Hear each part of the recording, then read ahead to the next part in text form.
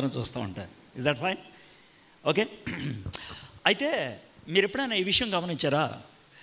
మీరు మందు కొట్టాలంటే సహాయం చేయడానికి నలుగురు వస్తారు.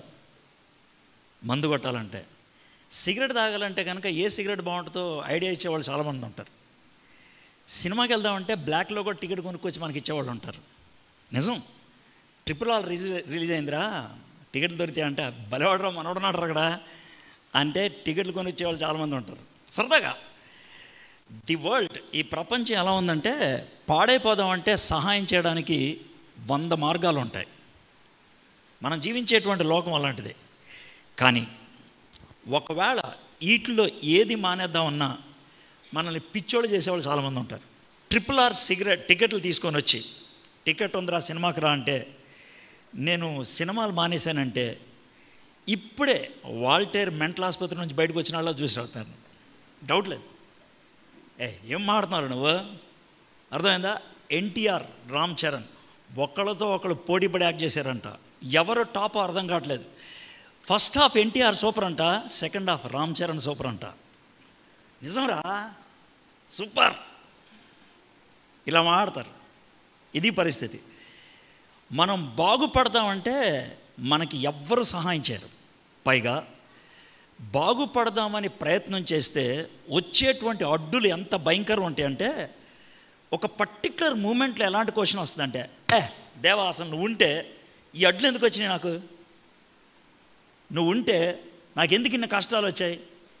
ఈ కష్టాలు లేకుండా చేయొచ్చు కదా, ఈ సమస్యలు లేకుండా చేయొచ్చు కదా, ప్రార్థన చేస్తే జబ్బు పోవచ్చు కదా, ప్రార్థన చేస్తే అడ్డు పోవచ్చు కదా, ప్రార్థన చేస్తే సమస్య పోవచ్చు కదా. పోదే. ఎందుకని పోదు? What is the reason? నా జీవితంలో ఇవి ఎందుకు వస్తాయి, దీన్ని ఎలా ఎదుర్కోవాలి? అది వ్యక్తిగతంగా జరుగుద్ది, కుటుంబపరంగా జరుగుద్ది, సంఘపరంగా కూడా జరుగుద్ది. ఇది జనరల్ ఫిలాసఫీ. ఇది వెరీ జనరల్. ప్రపంచంలో ఎక్కడికి వెళ్ళినా ఇది మామూలే. బాగుపడేవాడికి అడ్డులు ఎక్కువ, యథార్థంగా ఉండే వాళ్ళకి సమస్యలు ఎక్కువ. నిజం. ఒకవేళ నీకు ఏ సమస్యలు లేవంటే నువ్వు ఎలాంటి వాడో నాకు తెలిసిపోయింది. As simple as that. నాకు ఏ బాధలు లేవు సార్, నాకు ఏ కష్టాలు లేవు సార్, నా మీద ఏ పుకార్లు లేవు సార్, నా మీద ఏ ఇబ్బందులు లేవు సార్. ఓహో, నువ్వు ఆ చేత రైట్, ఓకే. కానీ కాంప్రమైజ్ అయ్యేవాడికి కాన్ఫ్లిక్ట్ ఉండదు. రాజీ పడేవాడికి ఎదుర్కోవాల్సిన పరిస్థితులు ఉండవు. రాజీ పడని వాడికే నిలబడాల్సి వస్తుంది. నిలబడేవాడికే పోరాటం అనేది ఉంటుంది. ఈ పోరాటాన్ని ఎలా ఎదుర్కోవాలి? ప్రతిసారి మన దగ్గర రవి విన్సెంట్ గారు ఉండరే, అప్పుడు ఏం చేయాలి? ఎవరి దగ్గరికి వెళ్ళాలి? ఎవరిని అడగాల? ఏం చేస్తే బాగుంటుంది అంటారు? మనకి గిఫ్ట్లు లేవు ఆయనకి లాగా ఇలా చేయెత్తితే టప్ మన పడిపోవడానికి. ఏం చేయాలా? I'm serious. ఆయన ఉన్నప్పుడే మాడుతున్నా, నేనేమి వెటకరంగా మాడతలా. ఆయనతో చాలాసార్లు ప్రార్థన చేయించుకుంటా. నిన్నే చేయించుకున్నా ప్రార్థన. సార్ విపరీతంగా తలనొప్పి వస్తుంది, కొంచెం ప్రార్థన చేయండి సార్ అని. అవునా కదా సార్? చేయించుకుంటా. కానీ చెప్తున్నా ఈ మాట, ప్రతిసారి దొరకడాయన. చాలాసార్లు ఇబ్బందుల్లో ఉన్నప్పుడు ఆయన దొరకలా. పచ్చి బుద్ధులు తిట్టుకున్నా ఆయన్ని, అవసరమైనప్పుడు దొరకడా నేను. కానీ దేవుడు అలాంటి టైంలో కూడా పాఠం నేర్పించాడు. అదే మీకు నేర్పిద్దాం అనుకుంటున్నా. మన అనుభవం ఇది బేసిక్గా. Why these conflicts, how to face these conflicts, అది ఈరోజు మనం నేర్చుకున్నాం. బైబిల్లో కొత్త నిబంధన రచయితల్లో లూకా అనేటువంటి వాడు సూపర్ క్లాస్. ఎందుకనంటే ఆయన ఒక్కడే యూదుడు కాదు. కొత్త నిబంధనలో ఆయన ఒక్కడే యూదుడు కాదు. కానీ ఆయన 2 బుక్స్ రాశాడు, 2 బుక్స్. ఒకటి సువార్త, రెండోది పత్రిక. ఈరోజు పొద్దున్న నా ఛానల్లో RTFలో క్రైగ్ కీనర్ అనేటువంటి ఆయన దీని గురించి మాట్లాడుతూ ఉన్నాడు. క్రైగ్ కీనర్ అనేటువంటి ఆయన న్యూ టెస్ట్మెంట్లో దిట్ట. ప్రస్తుతం బతుకున్న వాళ్ళలో ఆయనకి తెలిసినంత న్యూ టెస్ట్మెంట్ ఎవడు తెలియదు. చాలా మహానుభావుడు. ఆయన ఛానల్లో మాట్లాడాడు ఈరోజు పొద్దున్న 7 నుంచి 8:30 దాకా. ఒకవేళ అవకాశం ఉంటే తర్వాత చూడండి. అయితే ఆయన అపోస్తుల కార్యములు అనే గ్రంథం మీద ఒక కామెంటరీ రాశాడు. ఎన్ని పేజీలు తెలుసా? 768 పేజీలు. ఆయన ఈరోజు మాట్లాడితే ఏమన్నాడు తెలుసా? 768 పేజీల కామెంటరీ కోసం 46,000 పేజీలు బైబిల్ కాని దాన్ని చదివాను అన్నాడు. 10,000 పుస్తకాలు రెఫర్ చేశాను అన్నాడు. ఆయన డైరెక్ట్గా చెప్పాడు ఈ మాట. అవన్నీ కోట్ చేస్తే అపోస్తుల కార్యములు అనే గ్రంథం మీద కామెంటరీ కొన్ని వేల పేజీలు అవుతాయి అన్నాడు. ఆయన మాట చెప్పిన తర్వాత నాకు పిచ్చెక్కింది. ఈరోజు అందుకే దానిలోంచే మాట్లాడాలనిపించింది. అంత ఖతర్నాక్ బుక్ కాబట్టి, పుస్తకం కాబట్టి. అయితే ఈ లూకా అని ఆయన సువార్త ఒకటి రాశాడు, పత్రిక ఒకటి రాశాడు. సువార్తలో 34 సంవత్సరాల చరిత్ర ఉంది. యేసుప్రభు పుట్టడానికి ఒక 6 నెలల ముందు నుంచి యేసుప్రభు చచ్చిపోయి తిరిగి లేచేదాకా 34 ఇయర్స్. యేసుప్రభు ఎవరో, యేసుప్రభు ఎందుకు వచ్చాడు, యేసుప్రభు ఏం చేశాడు, ఇవన్నీ చెప్పాడు గాస్పల్. ఈ రెండో బుక్గా అపోస్తుల కార్యాలు రాశాడు. మొదటి బుక్ ఏమో ఆయన రీసెర్చ్ చేసి రాశాడు. రెండో బుక్ ఏమో జర్నలిజం ద్వారా రాశాడు. మొదటి బుక్ రాసినప్పుడు మనుషుల్ని వెళ్ళి కలిశాడు. అమ్మ మరియమ్మ, ఏంటి బాబు చెప్పు, యేసుప్రభు పుట్టినప్పుడు నీ ఫీలింగ్ ఏంటి అని అంటే ఆవిడ ఏదో ఒకలా ఫీలింగ్ అయి రాస్తే మనోడు రాసేవాడు. ఇలాగ ఒక 500 మందిని ఆయన కన్సల్ట్ చేసి రాసిన సువార్తే లూకా సువార్త. చాలా సింపుల్గా యేసుప్రభుని ప్రజెంట్ చేశాడు. అపోస్తుల కార్యములు అలా కాదు. పౌలు భక్తుడితో తిరుగుతూ ఉన్నాడు కాబట్టి ఎప్పటికప్పుడు నోట్ డౌన్ చేసుకుంటున్నాడు. దాన్ని 2 సంవత్సరాలు పౌలు జైల్లో ఉంటే మనోడు ఖాళీగా ఉండకుండా రోజుకోసారి పౌల్ని అన్నా బావునా అని బయటకు వచ్చి మనోడు రాస్తూ ఉన్నాడు. ఆ టైంలో రాసిందే అపోస్తుల కార్యములు అనే గ్రంథం. అపోస్తుల కార్యములు అనే గ్రంథాన్ని కూడా 34 ఇయర్స్ జర్నీ. యేసు ప్రభు చనిపోయి తిరిగి లేచినప్పటి నుంచి పౌలు భక్తుడు రోమన్ జైల్లోకి వెళ్ళేటంత వరకు మొత్తం 34 ఇయర్స్. ఆ 34 ఇయర్స్ హిస్టరీని అపోస్తుల కార్యములు అనే గ్రంథంగా మనకిచ్చాడు. అపోస్తుల కార్యములు అనే గ్రంథానికి 3 హీరోలు. 3 పీతో స్టార్ట్ అవుతారు: పేతురు, ఫిలిప్పు, పౌలు. పేతురు యూదులకు బోధించాడు, పౌలు అన్యులకు బోధించాడు, ఫిలిప్పు మధ్యోళ్ళకు బోధించాడు, అటు ఇటు కాని వాళ్ళకి, సమరయులకి. పేతురు పౌలు మగోళ్ళకి ఆడవాళ్ళకి బోధించాడు, ఫిలిప్పు అటు ఇటు కాని వాళ్ళకి బోధించాడు, నపుంసకులు. సో ఈ 3 వరల్డ్ని కవర్ చేశారు. ఖతర్నాక్. యెరూషలేము నుంచి రోమ్ పట్టణానికి సువార్త ప్రయాణం చేయటమే అపోస్తుల కార్యములు. యెరూషలేములో బయలుదేరినటువంటి పౌలు కష్టపడి రోమ్ పట్టణానికి వచ్చాడు. యెరూషలేములో బయలుదేరినటువంటి పేతురు కష్టపడి రోమ్ పట్టణానికి వచ్చారు. ఇద్దరు కష్టపడి ఒక జైల్లో ఉన్నారు. ఇద్దరిని ఒకే రోజు జూన్ 29, 67వ సంవత్సరం చంపేశారు. రోమ్ పట్టణానికి ఒక పక్కన పౌల్ని, ఇంకో పక్కన పేతుర్ని. పేతురు యూదుడు కాబట్టి సిలువేశారు, పౌలు రోమీయుడు కాబట్టి పేక నరికేసి చంపేశారు. That's all. ఇది రోమిలకు రాసిన పత్రిక. అయితే ఈ రోమిలకు రాసిన పత్రికలో మన కష్టాలు ఎందుకు వస్తాయి, సంఘానికి ఇబ్బందులు ఎందుకు వస్తాయి, పోరాటాలు ఎందుకు వస్తాయి, వీటిని ఎలా ఎదుర్కోవాలి, మనకి బోధించలా డెమాన్స్ట్రేట్ చేసి చూపించారు. ఇది పద్ధతి అని చెప్పారు. ఆ విధంగా డెమాన్స్ట్రేట్ అయినటువంటి ఒక సన్నివేశాన్ని కథలాగా చెప్తాను అంతే. పెద్ద టీచింగ్ ఏమి ఉండదు. కథలాగా, కథలోనే మనకి గుచ్చుకుపోయే సన్నివేశాలు ఉంటాయి. కథలోనే మన సమస్యలు బయటపడతాయి. భారతీయులంగా మనకి కథలు చెప్పడం ఎక్కువ ఇష్టం, కథలు వినటం కూడా బాగా ఇష్టం. బొమ్మరిల్లు, చందమామ, బాలమిత్ర, పంచతంత్ర అమోఘమైనటువంటి పుస్తకాలను సృష్టించిన దేశమే భారతదేశం. కాబట్టి ఆ దేశ పౌరులంగా మన జన్మ హక్కు కథలు చెప్పడం, కథలు వినటం. కాబట్టి ఆ కథల్లోనే మన జీవితాన్ని చూసేసుకుందాం. ఓకే. బై ద వే, కథలు చాలా పవర్ఫుల్. బోధకైనా నిద్రపోతారు కానీ కథకి ఎవడో నిద్రపోడు. అర్థమైందా? ఇంకో మాట చెప్తాను, బోధ అయితే కనుక పట్టుబడిపోతారు, కథ అయితే కనుక ఇరుక్కుపోతారు. అర్థమైందా? ఎందుకంటే తెలీదు, అలా ఇనాస్తూ ఉంటారు.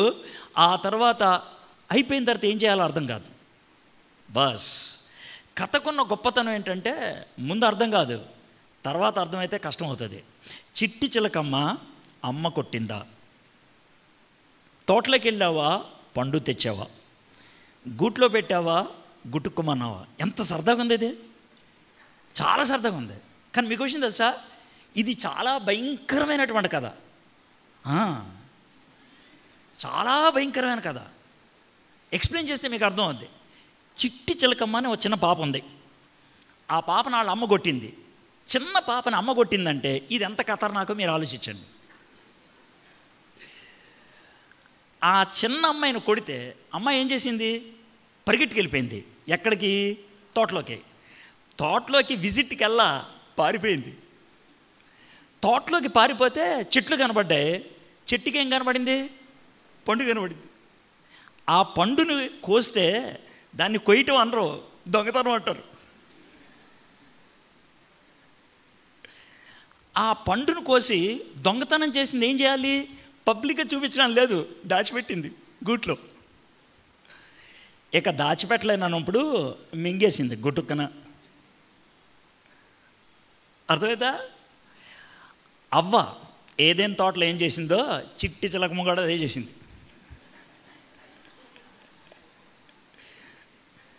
అవ్వ స్టోరీ చెప్తే చాలా సీరియస్గా వింటారు, చిట్టి చిలకమ్మ చేస్తే అస్సలు పడదు. రెండు ఒకటే.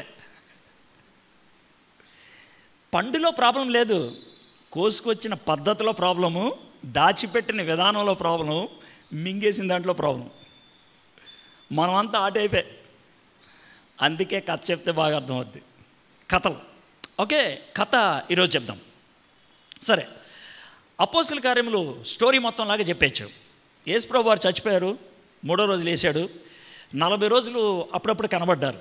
ఎన్నిసార్లు కనబడినా వీళ్ళకి ఒక పెద్ద డౌటే. ఎవరికి? మన శిష్యులకి. అంతా మన బ్యాచే. ఎన్ని అద్భుతాలు చూసినా ఇది కరెక్టేనంటావా, డౌటేమో. 40 రోజుల్లో ఎన్నిసార్లు కనబడ్డాడో యేసయ్య. వాళ్ళతో కలిసి చేపలు కూడా తిన్నాడు. మాతో చేపలు తిన్నాడు రా అని చెప్తారు, మళ్ళీ డౌటే. సరే, చివరికి యేసయ్య ఏమన్నాడంటే, యెరూషలేములో ఒలీవ కొండ ఉందిగా, అక్కడ రండి అన్నాడు. వచ్చారు. వస్తే ఆయన చెప్పాడు, అయ్యా మీకు అప్పుడు చెప్పాను కదా పరిశుద్ధాత్మను పంపిస్తానని, నేను పరిశుద్ధాత్మను పంపిస్తానులే, ఇది సైడ్ ఇది కింద పడేటం, పరిశుద్ధాత్మను పంపిస్తాను మీరు ఇక్కడే ఉండండి అని చెప్పాడు. చెప్పిన తర్వాత ఓ సింపుల్ మాట చెప్పాడు, అయ్యా మీరు ఇప్పుడు చాలా భయపడుతున్నారు కానీ, చాలా టెన్షన్ పడుతున్నారు కానీ, ఆయన వచ్చిన తర్వాత, ఎవరు సార్ ఆయన?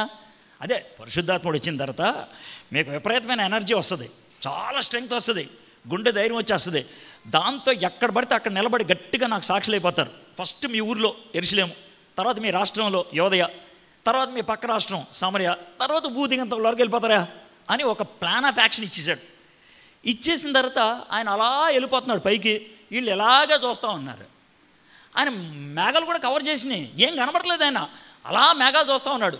ఈలోగా ఇద్దరు దేవదూతలు కదా, ఏం చూస్తున్నారా మీరు? సార్ ఆయన వెళ్ళాడు కదా అంటారు, రాడు ఇప్పుడు, వెళ్ళిపోండి మీరు, కొంతకాలం అయిన తర్వాత ఎలా వెళ్ళాడో అలాగే వస్తాడు, మీ పని మీరు చేసుకోండి అని ఇద్దరు దేవతలు చెప్తే ఓకే అని వెళ్ళిపోయారు. వీడు బుర్రగొక్కొని ఇప్పుడు ఏం చేద్దామరా, దేవుడు ఎక్కడ ఉండమన్నాడు, మనం మొత్తం టోటల్గా 12 మంది లెక్కేసుకుంటే ఎప్పుడు 11 వస్తుంది, కుదరదు కానీ ఎవరినో ఒకటి చేర్పించాలని మొత్తాన్ని ఓట్లు గీట్లు వేసి ఒకటి పెట్టారు. అయిపోయింది. సరే, మొత్తం 12 కలిసి ప్రార్థన చేస్తూ ఉన్నారు. 10వ రోజున, కరెక్ట్గా 10వ రోజున, అంటే యేసు ప్రభు చనిపోయి తిరిగి లేచిన 50వ రోజున వీళ్ళు యథావిధిగా పొద్దున్నే లేచి 3 గంటల తర్వాత ప్రార్థన చేసుకోవడం అలవాటు.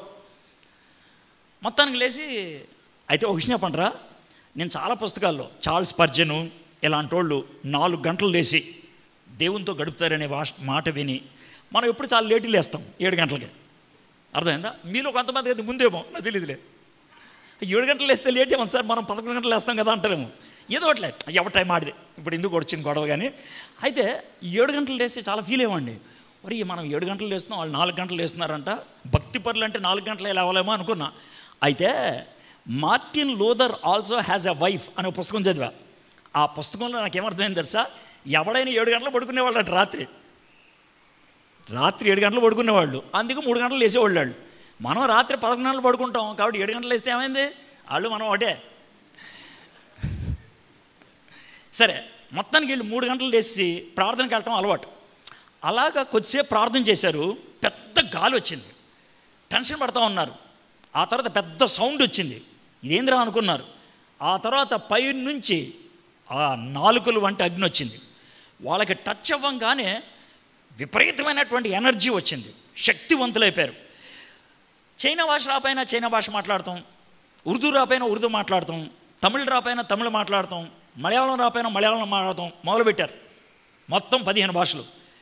బయట ప్రజలకి అర్థమైపోయింది, రే వీళ్ళు మన భాష మాట్లాడుతున్నారా అనేసి. ఇంతకీ వీళ్ళు చెప్పేది విన్నారు. వింటే అర్థమైంది యేసుప్రభువే నిజమైన దేవుడని. ఆ రోజు 3,000 మంది బాప్తిసం తీసుకున్నారు. ఇది మొదటి దినం, పెంతెకోస్తు దినం. స్టోరీలా చెప్తే ఈజీగా అయిపోద్ది. ఆ తర్వాత పేతురు వాళ్ళందరినీ కూర్చోబెట్టి చెప్పాడు, బాబు ఇది విషయం, కాబట్టి మీరు ఈ రోజు నుంచి వాక్యం వినాలి, ప్రార్థన చేయాలి, సహవాసంగా కూడుకోవాలి, రొట్టె విరవాలి అన్నాడు. ఓకే అని అన్నారు. ఇది గడుస్తూ ఉంది. బహుశా ఓ 4 రోజులు ఏందేమో, మేబీ 2-3 వారాలు ఏందేమో. యథావిధిగా 3 గంటలు లేవడం అలవాటు కదా. యోహాను పేతురు పొద్దున్నే 3 గంటలు లేచి దేవాలయానికి వెళ్తూ ఉన్నారు. ఇలాంటిదే దేవాలయం, యెరూషలేము దేవాలయం. దీనికి అలాగే 4-5 గుమ్మాలు ఉన్నాయో, దానికి కూడా 4-5 గుమ్మాలు ఉంటాయి. ఏ గుమ్మంలోంచి ఎవడైనా వెళ్ళొచ్చు ఈ దేవాలయంలోకి. కానీ ఆ దేవాలయంలోకి అలా కాదు. ఈ గుమ్మం ఉందంటే ఈ జాతి వాళ్ళే వెళ్ళాలి. అంటే యాజకులు ఈ గుమ్మమే, మగోళ్ళు ఈ గుమ్మమే, ఆడ యూదులు ఈ గుమ్మమే, మగ అన్యులు ఈ గుమ్మమే, ఆడ అన్యులు ఈ గుమ్మమే అనే గుమ్మానికి ఒక టైటిల్ ఉండదన్నమాట. సరే ఇలాగ గుమ్మాలుంటే పేతురు యోహాను ఒక గుమ్మం కింద వెళ్తున్నాడు. వెళ్తా ఉంటే బయట ఒకడు అడుక్కునేవాడు అన్నాడు. పొద్దున్నే 3 గంటలకు అడుక్కుంటున్నాడు. అయ్యా ఏమైనా ఉంటే పెట్టండి అని. పేతురు యోహాను చూశాడు. చూసి, రే మా దగ్గర ఏముంటుందిరా, ఏం లేదురా, బంగారం లేదు వెండి లేదా మా దగ్గర, ఓ బాగుంది మా దగ్గర, ఏసే నామంలో లేచినాడు అని అన్నాడు. అని చెయ్యి అందించాడు. ఆ టక్కుమని లేచాడు. అప్పట్లో ఎలా ఉంటుందంటే కుంటోడైనా గుడ్డోడైనా రక్తం కారుతున్నా దెబ్బ తగిలినా దేవాలయంలోకి వెళ్ళకూడదు. అయితే వీడికి ఇప్పుడు దాకా కాళ్ళు లేవు కదా, పోలియో కదా, ఎప్పుడైతే కాళ్ళు వచ్చాయో వాడికి ఫస్ట్ ఆనందం ఏంటి తెలుసా, ఎంతకాలం బయట నుంచి చూసిన దేవాలయం లోనికి వెళ్ళిపోవాలని పరిగెత్తుకుంటూ లోనికి వెళ్ళిపోయాడు. ఆ లోన్ ఉన్నటువంటి యాజకుడు అంటే పాస్టర్, రేయ్ ఎందుకు వచ్చారు అడిగే అని అంటే, కాళ్ళు వచ్చాయి నాకు.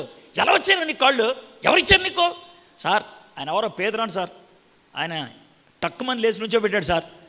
అవునా, ఎలా నుంచోబెట్టాడు? ఏమో సార్ యేసయ్య నామంలో అన్నాడు, టక్కుమని నుంచున్నాను సార్, కాళ్ళు వచ్చేసినాయి అనేసి, సార్ వచ్చాను కదా నాకే బయటికి వెళ్తాను అని మార్కెట్లోకి వెళ్ళి ఎగురుతూ ఉంటాడు. రే నువ్వు అడుక్కునేవాడు కదరా.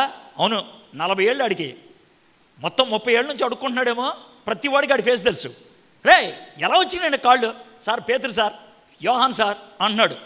ఇక మధ్యాహ్నం లోపలికి జనాలంతా ఇటు చుట్టూ చేరారు. అరే ఆడెవడరా చూపించి మాకు పేతురు, ఆడెవడరా చూపించి యోహాను అని అన్నారు.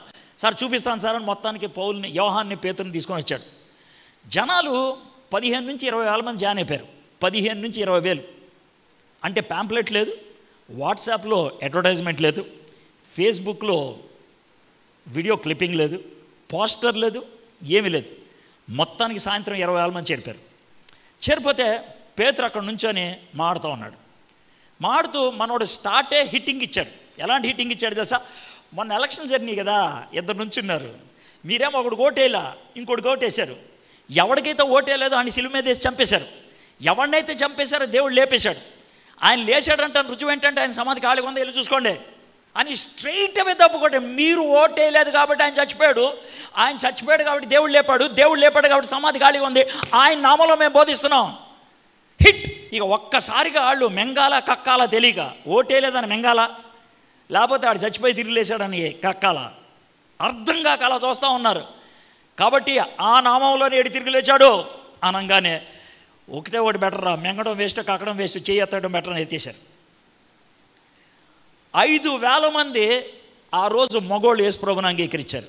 మరే సరదాగా ఊరు జనాభా లెక్కడానికి రకరకాల పద్ధతులు ఉంటాయి. ఓ పద్ధతి చెప్పమంటారా? ఈ మధ్యన మేము కొండల్లోకి వెళ్ళాం. కొండల్లోకి వెళ్తే ఈ ఊర్లో ఎంతమంది ఉంటారు అన్నదాన్ని ఎవడు అడగడు. ఎలా అడుగుతారు తెలుసా? ఈ గ్రామానికి ఎన్ని గడపలు అని అడుగుతారు. గడపలు అంటే ఏంటి తెలుసా? గుమ్మాలు. గుమ్మాలు బట్టి జనాభా లెక్కేస్తారు. 25 గుమ్మాలు పెద్ద ఊరు అన్నమాట. 70 గుమ్మాలు చాలా పెద్దదన్నమాట. అది కొండల్లో లెక్కేసే పద్ధతి. ఎన్ని గుమ్మాలు, అర్థమైందా? నేనే రాజకీయవేత్తను అనుకో, నేను జనాభా లెక్కలేసే పద్ధతి ఏంటి తెలుసా? రే ఈ ఊర్లో ఓట్లు ఎన్ని ఉంటాయి, అది రాజకీయవేత్త వేసే లెక్క. కుర్రోళ్ళు మా టైంలో, ఇప్పుడు కాదులే, మా టైంలో కుర్రోళ్ళు ఊరు సైజు లెక్కేసేది ఏంటి సార్? రే ఎన్ని సినిమా హాళ్ళు ఉంటాయిరా. మాకు అప్పట్లో న్యూస్ వీక్ అని ఈనాడు ఇంగ్లీష్ పేపర్ ఉండేది. న్యూస్ వీక్ అని ఇంగ్లీష్ పేపర్ ఈనాడుది. దాంట్లో ఒక పేజ్ అంతా కూడా సినిమా హాల్ గురించి ఉంటుంది అనమాట. ఊరి పేరు, దాని కింద సినిమా హాళ్ళు. ఈ ఆంధ్ర ఏరియాలో అర్థమైందా, అతి ఎక్కువ సినిమా హాళ్ళు ఉన్నటువంటి ఊరు Vijayawada 28, number 2 Guntur 22, number 3 Vizag 20, number 4 Eluru 16. మా బాగా తెలుసు, ఉట్టు లెక్కేసుకునేవాళ్ళం అన్నమాట. సో సినిమా హాల్ పెరిగితే ఊరు పెరిగిందని అర్థం అనమాట. అంటే నేను ఎందుకంటున్నానంటే ఒక్కొక్కడికి ఒక్కొక్క వే ఉంటుంది అనమాట, ఎలాగా ఈ ఊరు పెద్దదని. అయితే యూదులకి జనాభా లెక్కేసే పద్ధతి ఏంటి తెలుసా? అరే ఎంతమంది మగోళ్ళు ఉన్నారా, మగోళ్ళు అంటే 30 ఏళ్ళు దాటినటువంటి మగోళ్ళు, 30 ఏళ్ళు దాటిన మగోళ్ళు ఎంతమంది ఉన్నారు, దాన్ని బట్టి జనాభా లెక్కేస్తారనమాట. అంతమంది మగోళ్ళకి 3 ఇంతలు కలిపితే జనాభా. ఇశ్రాయేలీలు ఐగుప్తు దేశంలోకి నుంచి బయటకు వచ్చినప్పుడు 6 లక్షల మంది కాలినడకన వెళ్ళే మగోళ్ళు. సో జనాభా ఎంత ఉంటారు? 6 లక్షలు ప్లస్ 18 లక్షలు, 24 లక్షలు. అదనమాట సింపుల్, అది లెక్క, అది యూదుల లెక్క అనమాట. సో అదేవిధంగా ఇక్కడ మొత్తం 5,000 మంది యేసుప్రభువుని అంగీకరించారు. ఒకసారి జీవితంలో బైబిల్ ఓపెన్ చేస్తారా? ఓపెన్ చేయండి, ఎక్కడో చోట ఓపెన్ చేయండి. అయితే మొబైల్లో ఓపెన్ చేయండి, లేకపోతే కాగితంలో ఓపెన్ చేయండి. కాగితంలో ఓపెన్ చేస్తే కనుక మీరు అహరోను, మొబైల్లో ఓపెన్ చేస్తే కనుక మీరు మోషే. అదేంటి సార్ అంటారేమో, యాజకులు చుట్టాలు పట్టుకొస్తారు, మోషే పలకలు తెచ్చాడు పైన నుంచి కిందకి. ఏదో ఒకటి చూడండి, ఎక్కడ చూసారో నాకు అనవసరం. అహరోన్ టైపా మోషే టైపా నాకు తెలీదు. మోషే అయితే కనుక పలకలు తీసుకొచ్చి ఇదిగో చూడండి రా అంటారు. అహరోన్ అయితే కనుక చొట్ట ఇప్పి చదివాను అంటాడు. ఏదో ఒకటి చూడండి, మీ కంటితో మీరు చూస్తే అర్థమవుతుంది. అపోస్తుల కార్యం 4వ అధ్యాయం, అపోస్తుల కార్యం 4వ అధ్యాయం 4వ వచనం. ఊరినే ఒక్క వచనం, స్టోరీ మధ్యలో ఒక వచనం చదివితే కాన్ఫిడెన్స్ వస్తుందని చదువుతున్నాను. 4వ అధ్యాయం 4వ వచనం. వాక్యము వినిన వారిలో అనేకులు నమ్మిరి, వారిలో పురుషుల సంఖ్య ఇంచుమించు 5,000. ఇప్పుడు మీకు అర్థమైంది కదా, 5,000 మంది పురుషులు అంగీకరించారు. సో ప్రాబబ్లీ అక్కడ 20,000 మంది ఉండి ఉంటారు మినిమం, అంతకంటే ఎక్కువ ఉండొచ్చు. సాయంకాలానికి 20,000 మంది చేరారు. ఇది విషయం. అంతమంది ఎలా చేరగలిగారు? Question number 1.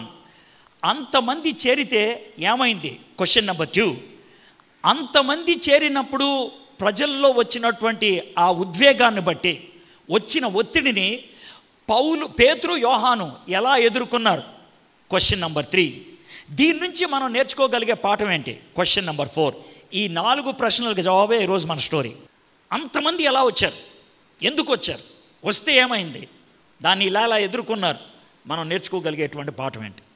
ఓకే సరే, పేతురు యోహాను ఇవన్నీ మాట్లాడుతూ ఉంటే, ఎంతమంది ప్రభు దగ్గరకు వచ్చేస్తూ ఉంటే, ఎంతమంది మంచోళ్ళు అయిపోతూ ఉంటే, ఎంతమంది మారిపోతూ ఉంటే, ఎక్కడ దెబ్బ కొట్టిందో తెలుసా? అక్కడ సెంటర్లో దెబ్బ కొట్టింది. ఇప్పుడు 4వ అధ్యాయం మొదటి వచనంకి వద్దాం. 4వ అధ్యాయం మొదటి వచనం. వారు ప్రజలతో మాట్లాడుచుండగా, వారంటే ఎవరు? పేతురు యోహాను. ప్రజలంటే ఎవరు? 20,000 మంది. వీళ్ళతో మాట్లాడుతుండగా యాజకులను, దేవాలయపు అధిపతులను, సద్దూకైలను వారు ప్రజలకు బోధించుటయు, యేసును బట్టి మృతుల్లో నుండి పునరుద్ధానము కలిగినని ప్రకటించుటయు చూచి కలవరపడి వారి మీదకు వచ్చి. సత్యం ఎప్పుడు కలవరం కలిగిస్తుంది? Why this Kolaveri di? చాలా పాత పాట అనుకోటి గుర్తొచ్చిందా? ఓకే, సత్యం ఎప్పుడు కలవరం రేపుద్ది. సత్యం ఎప్పుడు, truth always creates an impact. ఒక గొప్ప ప్రభావం చూపించదు. నువ్వు మనుషుల మధ్యన ఎలాంటి ప్రభావం చూపించకుండా ఉన్నావంటే, సైలెంట్గా నేను బతికేస్తే సరిపోద్ది కదా, సైలెంట్గా నేను భక్తిలో ఉంటే సరిపోద్ది కదా, సైలెంట్గా నేను గడిపితే సరిపోద్ది కదా అంటే, సైలెంట్గా దీపావళి చేసుకున్నట్లు ఉంటుంది. సైలెంట్గా కూడా దీపావళి చేసుకుంటాడా? చేసుకోడు.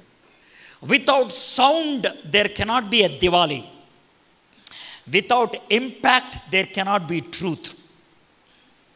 సత్యానికి ఖచ్చితంగా స్పందన ఉండాల్సిందే. There has to be. మీలో కొంతమంది ఇలా అనుకుంటారు, సార్ నా పాలిట నేను బైబిల్ చదువుకుంటాను, నేను ప్రార్థన చేసుకుంటాను, నేను సినిమాకి వెళ్ళను, నేను మందు కొట్టను, అమ్మాయి అబ్బాయిల జోలికి వెళ్ళను, నేను కష్టపడి చదువుకుంటాను, నా బతుకు నేను బతికేస్తానంటే నో, దట్స్ నాట్ ట్రూత్. అది సత్యం కాదు. అది సత్యం కాదు. సత్యం ప్రభావాన్ని చూపిస్తుంది. ఎప్పుడైతే వీళ్ళు బోధిస్తున్నారో ఇమీడియట్గా సన్హెద్రిన్ నుంచి ఇంపాక్ట్ వచ్చింది. సన్హెద్రిన్ అంటే ఏంటి చెప్తాను. మన రాష్ట్రానికి ఉండేది అసెంబ్లీ, మన దేశానికి ఉండేది పార్లమెంట్, మన పట్టణానికి ఉండేది కార్పొరేషన్ కౌన్సిల్, మన గ్రామానికి ఉండేది పంచాయతీ, యూదులకు ఉండేది సన్హెద్రిన్. దీంతో మీకు అర్థమైపోయి ఉండాలి. 70 మంది ఉంటారు, సెలెక్టెడ్ మెంబర్స్, వాళ్ళంతా కలిసి నిర్ణయాలు తీసుకునేటువంటి వాళ్ళు సన్హెద్రిన్ సభ వాళ్ళు ఆలోచించారు, రేయ్ వాడెవడోరా పునరుద్ధానం గురించి మాట్లాడేస్తున్నారు, వాళ్ళెవరోరా చెప్తున్నటువంటి బోధలకి ప్రజలు వేలలుగా వెళ్ళిపోతున్నారు, మనం ఏదో ఒకటి చేయాలి అని కలవరం పుట్టుకొచ్చింది. గుండెలో మంట రేగింది. యేసు ప్రభు తిరిగి లేచిన తర్వాత ఎంఐ అనేటువంటి మార్గం గుండా వెళ్తున్నప్పుడు ఇద్దరితో మాట్లాడితే చాలాసేపటికి వాళ్ళకి అర్థమైంది, అరే మనకు కడుపు మంట వచ్చింది, గ్యాస్ ఏమో అనుకున్నాను రా బాబు, గ్యాస్ కాదు అది, ఈయన మాట్లాడదామే.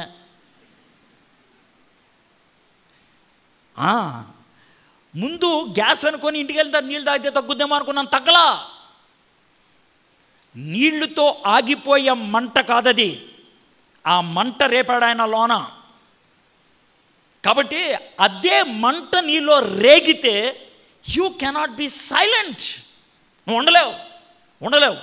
సన్హెద్రిన్ సభ భయమెత్తి కలవరపడి వచ్చి వారిని బలత్కారముగా పట్టుకొని సాయంకాలమైనందున మరనాటి వరకు వారిని కావలిలోంచిరి. వారిని అంటే ఎంతమందిని? 20,000 మందినా? తీసుకెళ్తారా? తీసుకెళ్ళరు.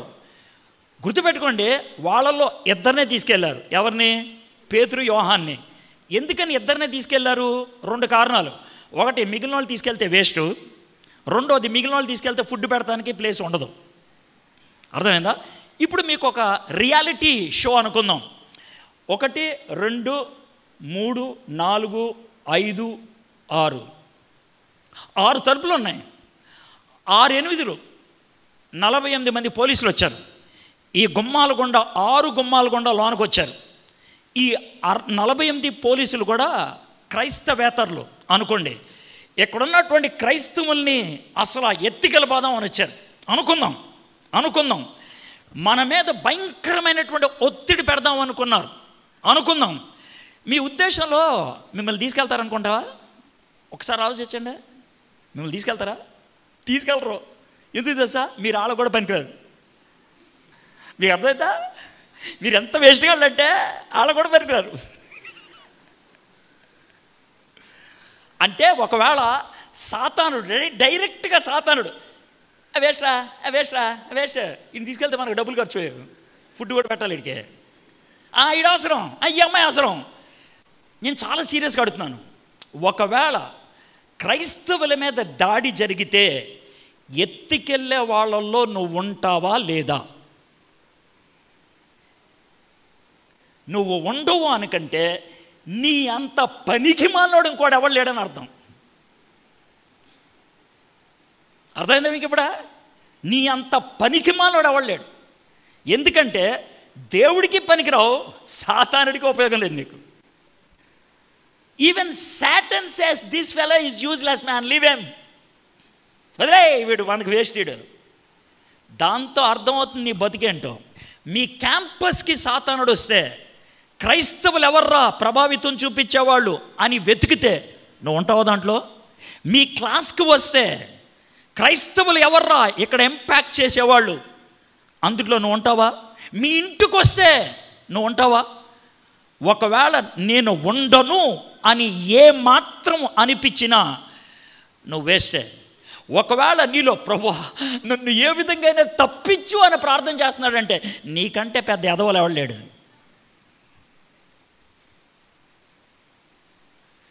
ఒలింపిక్ సెలక్షన్లో 50 మంది వెళ్తే 2 సెలెక్ట్ అవుతారు.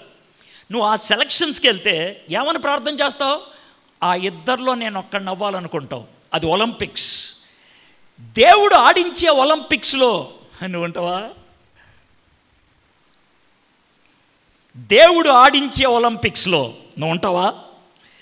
దేవుడు ఆడించే ఐపీఎల్లో నువ్వు ఉంటావా?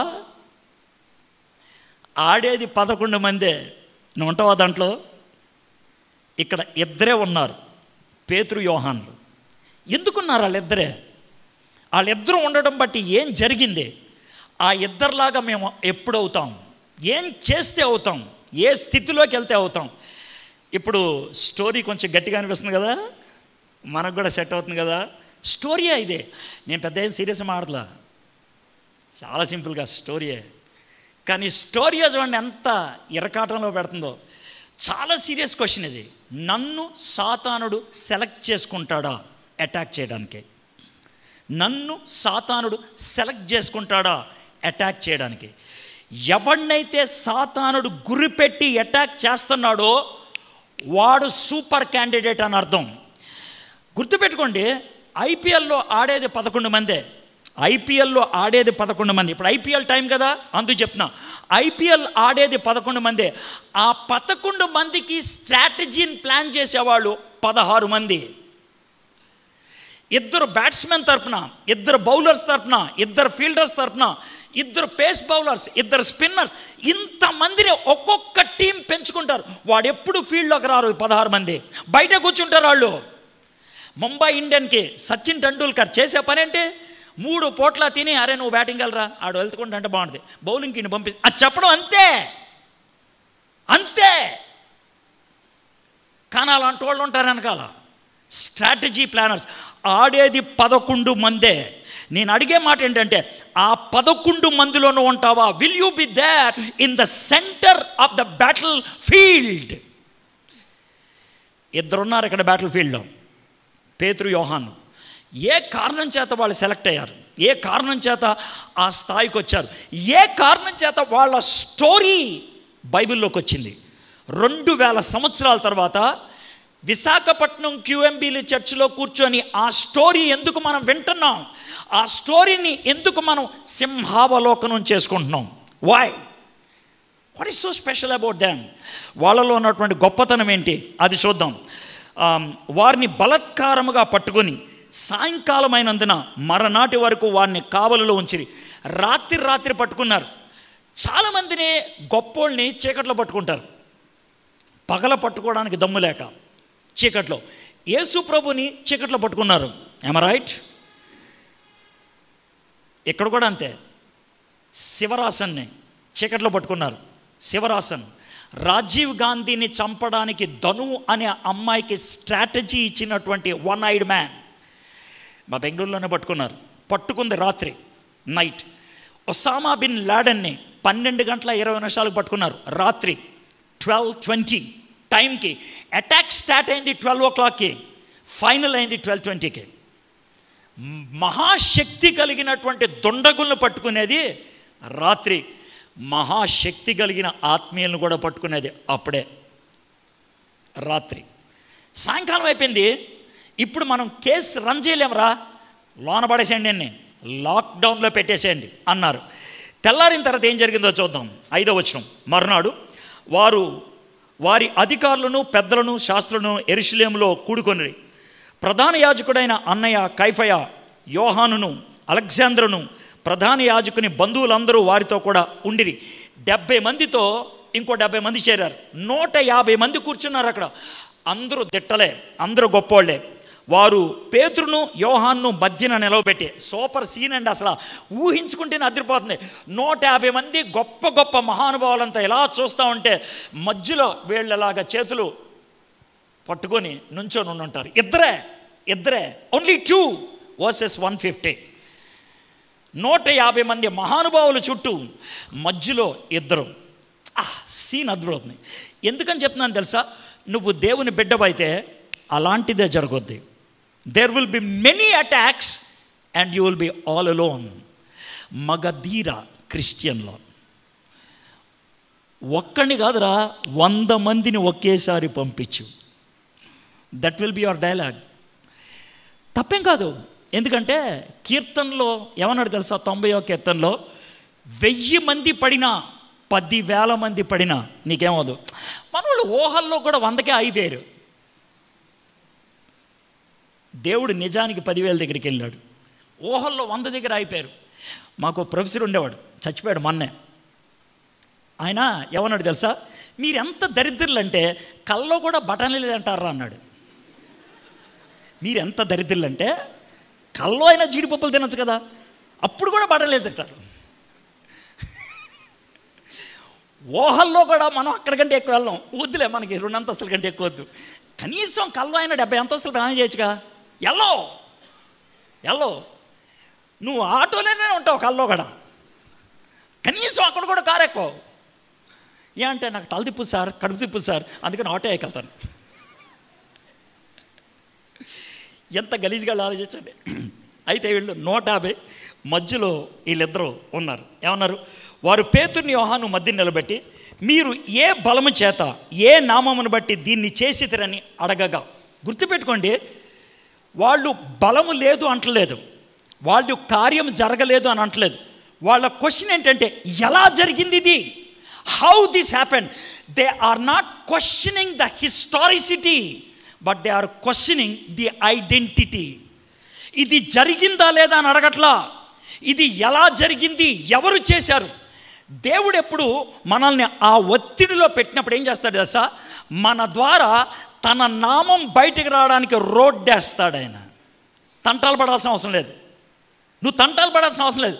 ఇప్పుడు యేసుప్రభు నామం పెడితే ఏమవుతుంది? యేసుప్రభు చేశాడంటే ఏమవుతుంది? ఏమి లేదు అక్కడ. అక్కడ అడిగిందే అది. ఏ నామములో చేసావంటే యేసుప్రభు నామం. నువ్వు అడిగావు కాబట్టి నేను జవాబు చెప్తున్నా. You ask me, therefore I'm answering. చాలా డిబేట్స్లో నేను ఇదే చేసేవాడిని. ఏం చేసేవాడిని తెలుసా? డిబేట్లో వాళ్ళు అడగాల్సిన క్వశ్చన్స్ అన్నీ అడగనిచ్చేవాడిని. మనోడిని ఎవరినో ఒకరిని పెట్టుకునేవాడిని. అరే టైం అయిపోయింది అంటాను, నేను చేయి పైకెత్తుతా ఇలా అనుకుంటా. దాంతో అర్థం అయిపోద్ది నీకు టైం అయిపోద్దని. అప్పుడు నువ్వు చెయ్యెత్తి నువ్వు ఒక క్వశ్చన్ అడగాలి. ఏమని అడగాలంటే, సార్ అసలు మీ జీవితంలో ఈ మార్పు ఎలా వచ్చింది సార్ అని అడగాలి. అప్పుడు మనం టకటకా చెప్పేస్తాం యేసుప్రభు గురించి. మనకి బాధే ఉండదు. ఎందుకు చెప్పారు సార్? ఆడు చెప్పన్నాడు, చెప్పాను, నేనేం చేయను అదప్ప. ఆడు చెప్పమన్నాడు సార్, మీ వాడే చెప్పమన్నాడు, చెప్పాను. మీ స్టూడెంటే చెప్పమన్నాడు, చెప్పాను. అర్థమైందా? అయితే మనం ప్రతిసారి ఆ డ్రామా ఎక్కర్లేదు. దేవుడే సీన్లోకి వస్తాడు, ఆయనే వేసేస్తాడు స్కిట్. ఇది దేవుడు వేసిన స్కిట్ అండి ఇదే. ఆ స్కిట్లో వాళ్ళతో వేయించిన ప్రశ్న ఏంటంటే, అరే ఈ పని జరిగింది మాకు తెలుసు, ఎందుకు జరిగింది, ఎలా జరిగింది. మన లైఫ్లో దేవుని కోసం జీవిస్తే దేవుడు మనకి పిచ్చి రెడీ చేసి ఇస్తాడు. హిట్టింగే తర్వాత పిచ్చి రెడీ చేసే బాధ్యత అయింది, గేమ్ సెట్ చేసే బాధ్యత అయింది, టాస్ గెలిచే బాధ్యత అయింది, బౌలర్ని రెడీ చేసే పని అయింది, బ్యాట్ పట్టుకొని ఉతకటమే నీ పని. ఐపీఎల్ భాష, అంతకంటే ఇంకేం లేదు. As simple as that. వీళ్ళకి ఆ లాంగ్వేజ్లో సెట్ అయిపోయింది. ఏమన్నాడంటే, పేతురు మీరు ఏ బలం చేత దీన్ని చేసేది అడగా, పేతురు పరిశుద్ధాత్మతో నిండినవాడే. ఎవరితో నిండినవాడే? పరిశుద్ధాత్మతో. సార్ మరి పరిశుద్ధాత్మతో నిండాలంటే గదిలోకి వెళ్ళి గంట ప్రార్థన చేయాలి కదా సార్, పరిశుద్ధాత్మతో నిండాలంటే కనుక కొద్దిసేపు పోగాలి కదా సార్, పరిశుద్ధాత్మతో నిండాలంటే పెద్ద క్వైర్ ఉండాలి కదా సార్, పరిశుద్ధాత్మతో నిండాలంటే ఒకే పాటని ఒకే లైన్ని 6 సార్లు డిఫరెంట్ స్పీడ్లో పాడాలి కదా సార్. ఎవడు చెప్పాడు నీకు? ఎవడు చెప్పాడురా నీకు? పరిశుద్ధాత్మతో నిండటానికి అయ్యం అక్కర్లా, బతుకు బాగుంటే చాలు, జీవితాన్ని దేవుడికి ఓపెన్ చేస్తే చాలు. పరిశుద్ధాత్ముడా నన్ను నీ చేత ఆవరింపచేయని అడిగితే చాలు, నన్ను నేను ఖాళీ చేసుకుంటున్నాను, నువ్వు నా జీవితాన్ని నువ్వు నింపు అని అడిగితే చాలు.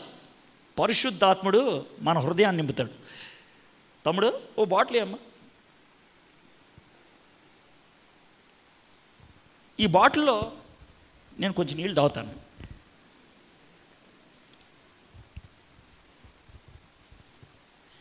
ఈ బాటిల్ని 3 రకాలుగా నింపచ్చు. ఒకటి, నేను ఖాళీ చేసి నేనే నింపేసుకోవచ్చు. రెండోది, నేను ఖాళీ చేసి ఎవరినో నింపనొచ్చు. మూడోది, అరే నువ్వే ఖాళీ చేసి నువ్వు నింపరా అనొచ్చు. ఇది మూడోది.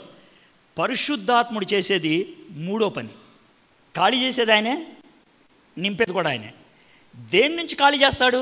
దేంతో నింపుతాడు? పాపము నుంచి ఖాళీ చేస్తాడు, పరిశుద్ధతతో నింపుతాడు.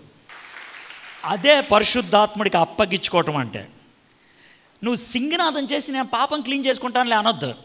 అది ఎలా ఉంటుందంటే, డాక్టర్ గారు నేను ఆపరేషన్ చేసుకుంటాను కానీ నువ్వు కట్లు కట్టు అన్నట్లు ఉంటుంది. పొట్ట చింపేది ఆయనే, కుట్లు కట్టేది కూడా ఆయనే, గాయపరుచువాడు ఆయనే. డైలాగులు బావచ్చు మీకు, అర్థమైందా? కాబట్టి మీలో చాలామందికి ఈ టెన్షన్ ఉంటుంది. సార్ మరి నాలో పాపం ఉండిపోయిందంటే ఉంటే ఆయన చెప్పాయా సరే. ఇప్పుడు డాక్టర్ గారి దగ్గరికి వెళ్ళి సార్ కడుపు నొప్పి వస్తుందంటే ఎక్స్రే తీసి ఇందులో కణం ఉందా అంటాడు, లేకపోతే కండ ఉందా అంటాడు. అయితే నేను తీసుకుంటానంటావు, నువ్వు తీ అంటావు. నువ్వు డాక్టర్ గారికి నిన్ను అప్పగించుకుంటావు. అప్పుడు ఏం చేస్తాడు ఆయన? కోసి దాంట్లో ఉన్నటువంటి అనవసరమైంది పీకి పడేస్తాడు. సేమ్ టు సేమ్ పరిశుద్ధాత్ముడు నీకు ఎక్స్రే చేసి చూపిస్తాడు. ఎక్స్రేలో విషయం అర్థమైంది, నాలో దరిద్రమైన పాపాలు ఉన్నాయి, నువ్వే తీసేయి అంటే ఆయన తీస్తాడు. ఆయన తీసేది ఆయనే, నింపేది కూడా ఆయనే. ఎంత క్లియర్ ఆలోచించండి. పరిశుద్ధాత్మని చేత నింపబడటానికి మీరు చెయ్యగలిగేది ఒక్కటే, మిమ్మల్ని మీరు దేవునికి అప్పగించుకోవటం. దానికి పెద్ద హడావిడేం అవసరం లేదు. చాలా సింపుల్గా నీ జీవితాన్ని పరిశుద్ధాత్ముడికి అప్పగిస్తే ఆయన నింపుతాడు. పేతురు, యోహాన్లు అదే పని చేసి ఉంటారు. అయ్యా ఈ టైంలో మేమేం మాట్లాడాలో మాకు తెలీదు, ఎలా మాట్లాడాలో తెలీదు, మీరు మాకు సాయం చేయండి అని అన్నాడు. ఓకే, మీకు చిన్న ప్రశ్న రావచ్చు, సార్ పరిశుద్ధాత్ముడు మరి వీళ్ళేదో దేవుని కోసం నిలబడ్డారు కాబట్టి సహాయం చేస్తాడు, మరి మాకంత సీన్ లేదు కదా అని అంటే ఒక విషయం చెప్తాను. దేవుడితో ఇలా ఎప్పుడైనా మాట్లాడతావా? ప్రభా నాకు ఆల్జీబ్రా అర్థం కావట్లేదు, నీకు అర్థం వద్దులేదు నాకు తెలియదు కానీ దేవా ఆల్జీబ్రా కొంచెం టఫ్ సబ్జెక్ట్లే ప్రభా, నాకు ఎలాగో తెలియట్లేదు కానీ నిన్ను ఎలా అడగాలో అర్థం కావట్లేదు, నీకు బైబిల్ తప్పించి ఏం తెలుసా అని అంటావా? దేవుడిని అంటావా? మెడిసిన్ చదివే వాళ్ళకే ప్రభా ఎనాటమీ, అది వింటేనే నాకు ఎక్కడ లేని టెన్షన్ వచ్చేస్తుంది, ఎంత లావు పుస్తకం ఉంటుంది, దాన్ని ఎలా చదవాలో తెలియట్లేదు అని అంటావు. నువ్వు అనలేవు. గుర్తుపెట్టుకో, దేవుడు తన ఆత్మతో మనల్ని నింపితే చదివేవాడు ఎక్సలెంట్గా చదువుతాడు, వాయించేవాడు ఎక్సలెంట్గా వాయిస్తాడు, ఊడ్చేవాడు ఎక్సలెంట్గా ఊడుస్తాడు, వాక్యం చెప్పేవాడు ఎక్సలెంట్గా చెప్తాడు, వంట వండేవాడు ఎక్సలెంట్గా వంట వండుతాడు, కంప్యూటర్ మీద పనిచేసేవాడు ఎక్సలెంట్గా కంప్యూటర్ మీద పనిచేస్తాడు. పరిశుద్ధాత్మని యొక్క నింపుదల ఈ 4 గోళ్ల మధ్యన అనుకుంటే పొరపాటు. ఇట్స్ ఎవ్రీవేర్, అన్ని చోట్ల. You will be an excellent student. Shadrach, Meshach, Abednego, దానియేలు పరిశుద్ధాత్మతో నింపబడిన వాళ్ళే ఎక్సలెంట్ అడ్మినిస్ట్రేటర్స్ అయ్యారు. యోసేపు దేవుని ఆత్మతో నింపబడిన వాడే ఎక్సలెంట్ బిజినెస్ మ్యాన్ అయ్యాడు.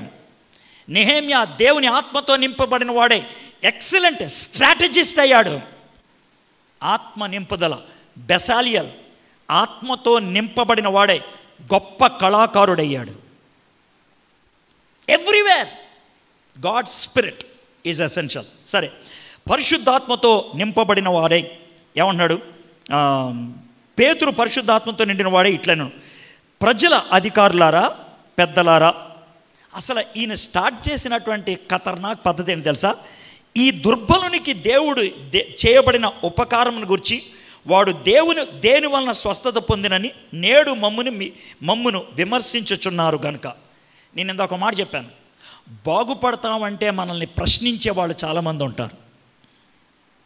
మానేద్దాం అనుకుంటే చెడు వాటిని ప్రశ్నించే వాళ్ళు చాలామంది ఉంటారు. వీళ్ళు ఎందుకు విమర్శించబడ్డారు తెలుసా? ఒక కుంటోడిని బాగు చేసినందుకు. అభినందించలా, విమర్శించారు.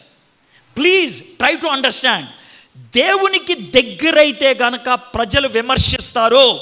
పక్కా చెప్తున్నా. దేవునికి దగ్గరైతే, పవిత్రంగా జీవించడం మొదలు పెడితే ప్రజలు విమర్శిస్తారు, ప్రజలు అడుగుతారు, ప్రజలు కనుబొమ్మలు పైకి వెళ్తాయి. ఇక్కడ కూడా అదే జరిగింది. విమర్శించారు మంచి పని చేస్తే విమర్శించారు. అది కదా మీ ప్రశ్న. దానికి జవాబు మేము చెప్తాం. ఏమన్నాడంటే, మీరందరూ ఇశ్రాయేలు ప్రజలందరూ తెలుసుకొనవలసినది ఏమనగా, మీరు సిలువ వేసినట్టు. ఇందాక వాళ్ళతో ఏమని మాట్లాడాడు? మీరు ఓటేలేదే ఆయన. వీళ్ళతో ఏమన్నాడు తెలుసా? మీరు సిలువ వేసాదే ఆయన. స్టార్టింగ్ డైలాగ్ అదే. అంటే ఒక మాటలో చెప్పాలంటే ఫస్ట్ స్టేట్మెంట్తో కప్లింగ్ పడిపోయింది. తప్పించుకోలేరేక. డ్రామా చాలా గొప్పది, కథ చాలా గొప్పది. ఎందుకంటే కథలో ఇరుక్కుపోతావు, బయట రాలేవు. తర్వాత ఇరుక్కుపోయారు.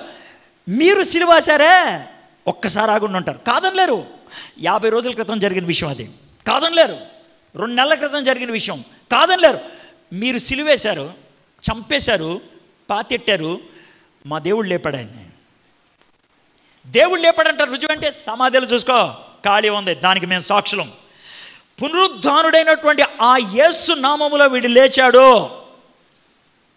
ఎంత క్లియర్గా చెప్తున్నాడు అండి. మీరు సిలువ వేసినట్టు, మృతుల్లో నుండి దేవుడు లేపినట్టు, నజరేయుడైన యేసుక్రీస్తు నామమునే వీడు స్వస్థత పొంది మీ ఎదుట నిలిచి ఉన్నాడు. The question of identity answered with clarity. ఎవరు, ఏది అన్న ప్రశ్నకు బహుస్పష్టంగా యేసుక్రీస్తు అనే ఆయన, నజరేతుకు చెందినటువంటి ఆయన, మీరు సిలువేసినటువంటి ఆయన, తండ్రి తిరిగి లేపినటువంటి ఆయన, 4 క్వాలిటీస్ చెప్తున్నాడు. ఆయన పేరేంటి? యేసు. ఆయన ఏ ఊరోడు? నజరేతోడు. ఆయనకేం జరిగింది? మీరు సిలువేసి చంపారు. ఆయన జీవితంలో గొప్పదేంటి? చచ్చిపోయిన వాళ్ళ నుంచి తిరిగి లేచాడు. 4 క్వాలిటీస్. తప్పించుకోలేరుక. ఆ మాట చెప్పేటప్పటికి ఏమైందో చూడను. అంతేకాకుండా శంఖంలో పోస్తే కానీ తీర్థం కాదంట. విశాఖపట్నం వస్తే సిటీ ఆఫ్ డెస్టినీ అని ఎక్కడోసారి పడేయాలి, అప్పుడే ఎక్కుద్ది ఎవరికైనా సరే. ఏ రాజకీయవేత్త వచ్చినా, ఏ పబ్లిక్ స్పీకర్ వచ్చినా సిటీ ఆఫ్ డెస్టినీ అని ఎక్కడ పడేస్తే కనుక మీకు ఎక్కడ లేని వచ్చేస్తే ఒబలాటం. ఆడు ఏ ఊరు వెళ్ళినా ఆ ఊడి గురించి చెప్తారు. అంతే. నేను కూడా అంతే. అదేవిధంగా యూదుల దగ్గరికి వెళ్ళి మాట్లాడితే ఒకడు పడేయాలి, వాళ్ళకి నచ్చేది అదే పడేసాడు. అక్కడ పేతురు ఏమన్నాడంటే, ఇల్లు కట్టువారైన మీరు తృణీకరించిన రాయి ఆయనే, ఆ రాయి మూలకు తలరాయని. ఇదేంటి సార్ అంటే, యూదులకి పెద్ద ఆనందం ఏంటంటే కీర్తనలో 118లోంచి ఒక వచనం తీసుకొచ్చి పడేశాడు. అలా పడేస్తే వాళ్ళకి తప్పించుకోలేరు. ఎంత ఇరికించాడో చూడండి. ఇది చెప్పిన తర్వాత, మీరు ఎవని వలనను రక్షణ కలగదు, మరి ఎవని వలన రక్షణ కలగదు, ఈ నామముననే మనకు రక్షణ పొందవలని కానీ ఆకాశము కింద మనుషుల్లో ఇయ్యబడిన మరి ఏ నామమున రక్షణ పొందలేమని నేను సింపుల్గా చూడండి. 5 విషయాలు చెప్పాడు, కంక్లూషన్కి వచ్చేసాడు. యేసు నజరేతోడు, మీరు సిలువేశారు, తండ్రి తిరిగి లేపాడు, పూర్వకాలంలో పరిశుద్ధాత్ముడు ప్రవచనం ఇచ్చాడు. ఈ 5 ఈయనకొక్కడిగా ఉందే. ఈ ఒక్క నామములోనే, ఈ ఒక్క మనిషిలోనే, ఈ యొక్క దైవ కుమారునిలోనే రక్షణ ఉన్నది. ఇంకెవ్వరి మీద లేదు. ఇది ఎవ్వరి వలన ఇంకా సాధ్యం కాదు. ఈయనొక్కడే. ఆకాశం కింద భూమి మీద ఇంకెక్కడ ఎవడలేడు. కంక్లూషన్ ఎంత పర్ఫెక్ట్గా ఇచ్చారంటే, అయిపోయేటప్పటికి వారు పేతురు యోహాన్ల ధైర్యమును చూసి, ఏం చూసి? దేవుడేమన్నాడు? మీరు ఎక్కడే వెయిట్ చేయండి, నేను పరిశుద్ధాత్మను పంపిస్తాను, మీకు శక్తి వస్తుంది, మీరు నాకు సాక్షులే ఉంటారు. మీలో ఇక్కడున్న వాళ్ళలో మీరు చెయ్యెత్తమంటే ఎత్తరు, నాకు తెలుసు. ఇప్పుడు ఎప్పుడెత్తారో కూడా నేను చెప్తాను. ఇప్పుడు నేను ఏం అడుగుదాం అనుకున్నానంటే, నాకు ధైర్యం లేక నేను స్వార్థ చెప్పట్లేదన్న వాళ్ళ చేతులు ఎత్తానంటే ఇప్పుడు ఎప్పుడెత్తారని తెలుసా? ఇరకాటంలో కూర్చోబెట్టి స్వార్థ చెప్పచ్చు కదా, చెప్పాలని ఉంది సార్, కానీ నాకు అప్పుడు భయం వేస్తుంది సార్ అంటారు. అప్పుడు మీకు భయం వేస్తుంది అని అంటే మీకేం కొదువైంది? పరిశుద్ధాత్మని యొక్క సన్నిధి, అది కొదువైంది. If you have the filling of the Holy Spirit, the confidence will come from within, లోన్ నుంచి వస్తుంది. అయితే మీరు అడిగే ప్రశ్నలు, నాకు చదువు లేదు కదా, నాకు బైబిల్ తెలియదు కదా, నా వరాలేంటో నాకు తెలియదు కదా, నాకు అవకాశాలు లేవు కదా, నాకు స్టేజ్ లేదు కదా, నాకు ప్యాడ్లు లేవు కదా, నాకు గ్లౌజ్ లేదు కదా, నాకు బ్యాట్ సరిగ్గా లేదు కదా, ఈ తొక్క తోలు ఏమో ఉపయోగించావు. ఒకవేళ ఉపయోగించే వాళ్ళు అయితే కూడా ఉన్న మాట ఏంటి చూద్దాం. వారు పేతురు యోహాన్ల ధైర్యమును చూచినప్పుడు వారు విద్య లేని పామరులని గ్రహించి, ఏమి లేదంట వాళ్ళకే విద్య లేదు. ఈ 150 మంది ఎవరో విద్య కలిగిన వాళ్ళు. 150 మంది మహావిద్య కలిగిన వాళ్ళ మధ్యన చదువు లేనటువంటి ఇద్దరు నిలబడి మాట్లాడుతుంటే వాళ్ళ ధైర్యాన్ని చూసి వీళ్ళు అన్నమాట, రే వీళ్ళు బడికి వచ్చిన వాళ్ళు కాదురా, వీళ్ళకి అసలు ఆల్ సరిగ్గా రావురా, ఎలా మాట్లాడుతున్నాడు ఈ మాటలన్నీ, how could they do that అని అంటే వాళ్ళు డిసైడ్ చేసిన మాట ఏంటి తెలుసా, వారు యేసుతో కూడా ఉండిన వారని గుర్తెరిగిరి. ఎవరితో? ధైర్యం రావడానికి థియాలజీ కాదు కావాల్సింది, ధైర్యం కావడానికి మనకి డిగ్రీలు కాదు కావాల్సింది. అవి తప్పని నేను అనట్లేదు. No, I'm not saying, I'm not anti intellectualism. తెలివితేటలకి విద్యకు వ్యతిరేకని కాదు. అయితే ఒక్క మాట చెప్తాను, తెలివితేటలు, విద్య, ఈ లోకంలో ఉన్నటువంటి ధనం, ఈ లోకంలో ఉన్నటువంటి పరపతి కాదు మనకి ధైర్యం ఇచ్చేది. దేవునితో గడిపేటువంటి సమయం. వీళ్ళు యేసుతో ఉన్నవాళ్ళని, ఈ మాట అన్న వాళ్ళు ఎవరు? యేసు ప్రభు అంటే ఎవరో తెలియని వాళ్ళు, అవుట్ సైడ్ పీపుల్ చెప్పారు. గుర్తుపెట్టుకోండి, నువ్వు దేవునిలో ఉన్నావని ఎప్పుడు తెలుస్తుందో తెలుసా? దేవునిలో లేనివాడు నిన్ను చూసి నీలో దేవుణ్ణి చూడగలిగితే అప్పుడు షడ్రక్ మెషక్ అబేద్నెగో దగ్గర దేవుడున్నాడని ఎవరు చూశాడు? నెబుకద్నెజర్. యోసేపుతో దేవుడున్నాడని ఎవరు చూశారు? పొతీఫర్.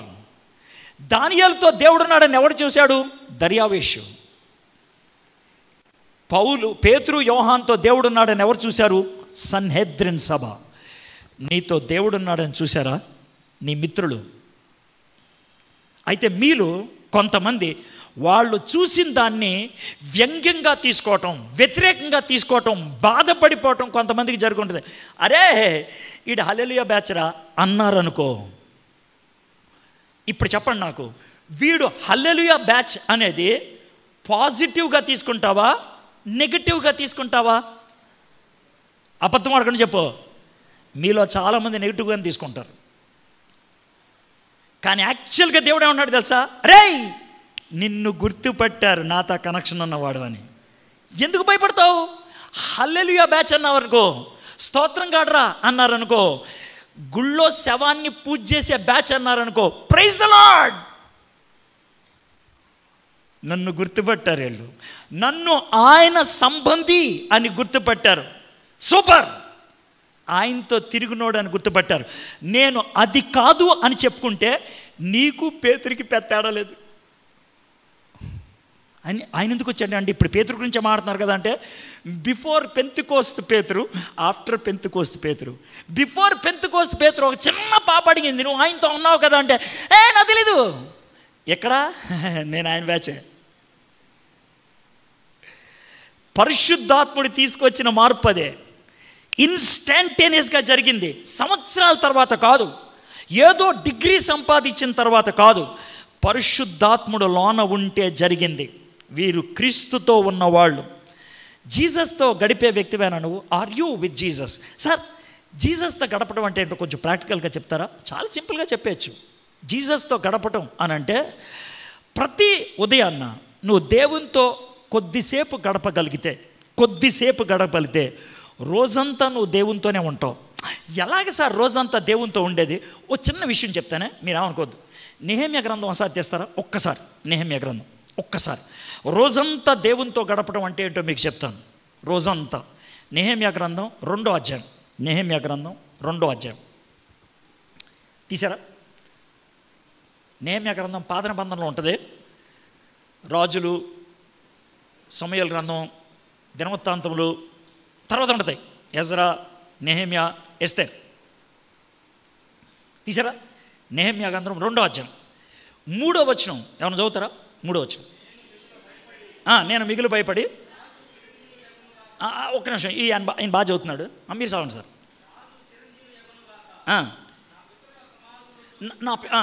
చదవండి. ఆ, ఆ. సింపుల్. నెహెమ్యా డ్యూటీకి వచ్చాడు, చాలా రోజుల తర్వాత డ్యూటీకి వచ్చాడు. నెహెమ్యా డ్యూటీకి వస్తే రాజుగారు చూశారు. ఏం బాబు నెహెమ్యా ఏంటి ఇలా ఉన్నావంటే, మొహం మాడిపోయింది, డల్లగా ఉందాయా, రాజుగారి దగ్గరికి వెళ్ళి రాకూడదే నువ్వు, ఎందుకు వచ్చావు ఇట్లాగా? సార్ ఏం చేయమంటారా సార్, మా పితరుల సమాధులన్నీ కూలిపోయినాయి, మా ఇళ్ళన్నీ పడిపోయినాయి అని అన్నాడు. భయపడ్డాడు. అన్నాడు. అన్న తర్వాత 4వ వచనం చదవండి. అప్పుడు రాజు, నీకేం కావాలయా అని రాజుగారు అడిగారు. సరే, ఎంత బాధపడుతున్నావు కాబట్టి, నువ్వు చాలా మంచోడు కాబట్టి ఏం చేయమంటావు ఇప్పుడు నాకు చెప్పు అని అన్నాడు. ఎంత క్రిటికల్ సీనో చూడండి. రాజుగారు ఎదురుగా నెహెమ్యా, ఆల్రెడీ నెహెమ్యా భయపడ్డాడు. 3వ వచనం ప్రకారం భయంగా రాజుగారితో మాట్లాడుతున్నాడు నెహెమ్యా. అలాంటి పరిస్థితుల్లో నెహెమ్యాని రాజుగారు ఒక మాట చెప్పేశాడు, నీకేం కావాలో చెప్పు అని. ఎప్పుడైతే నెహెమ్యాని నీకేం కావాలో చెప్పు అని అంటే, నెహెమ్యా ఏం చేశాడు?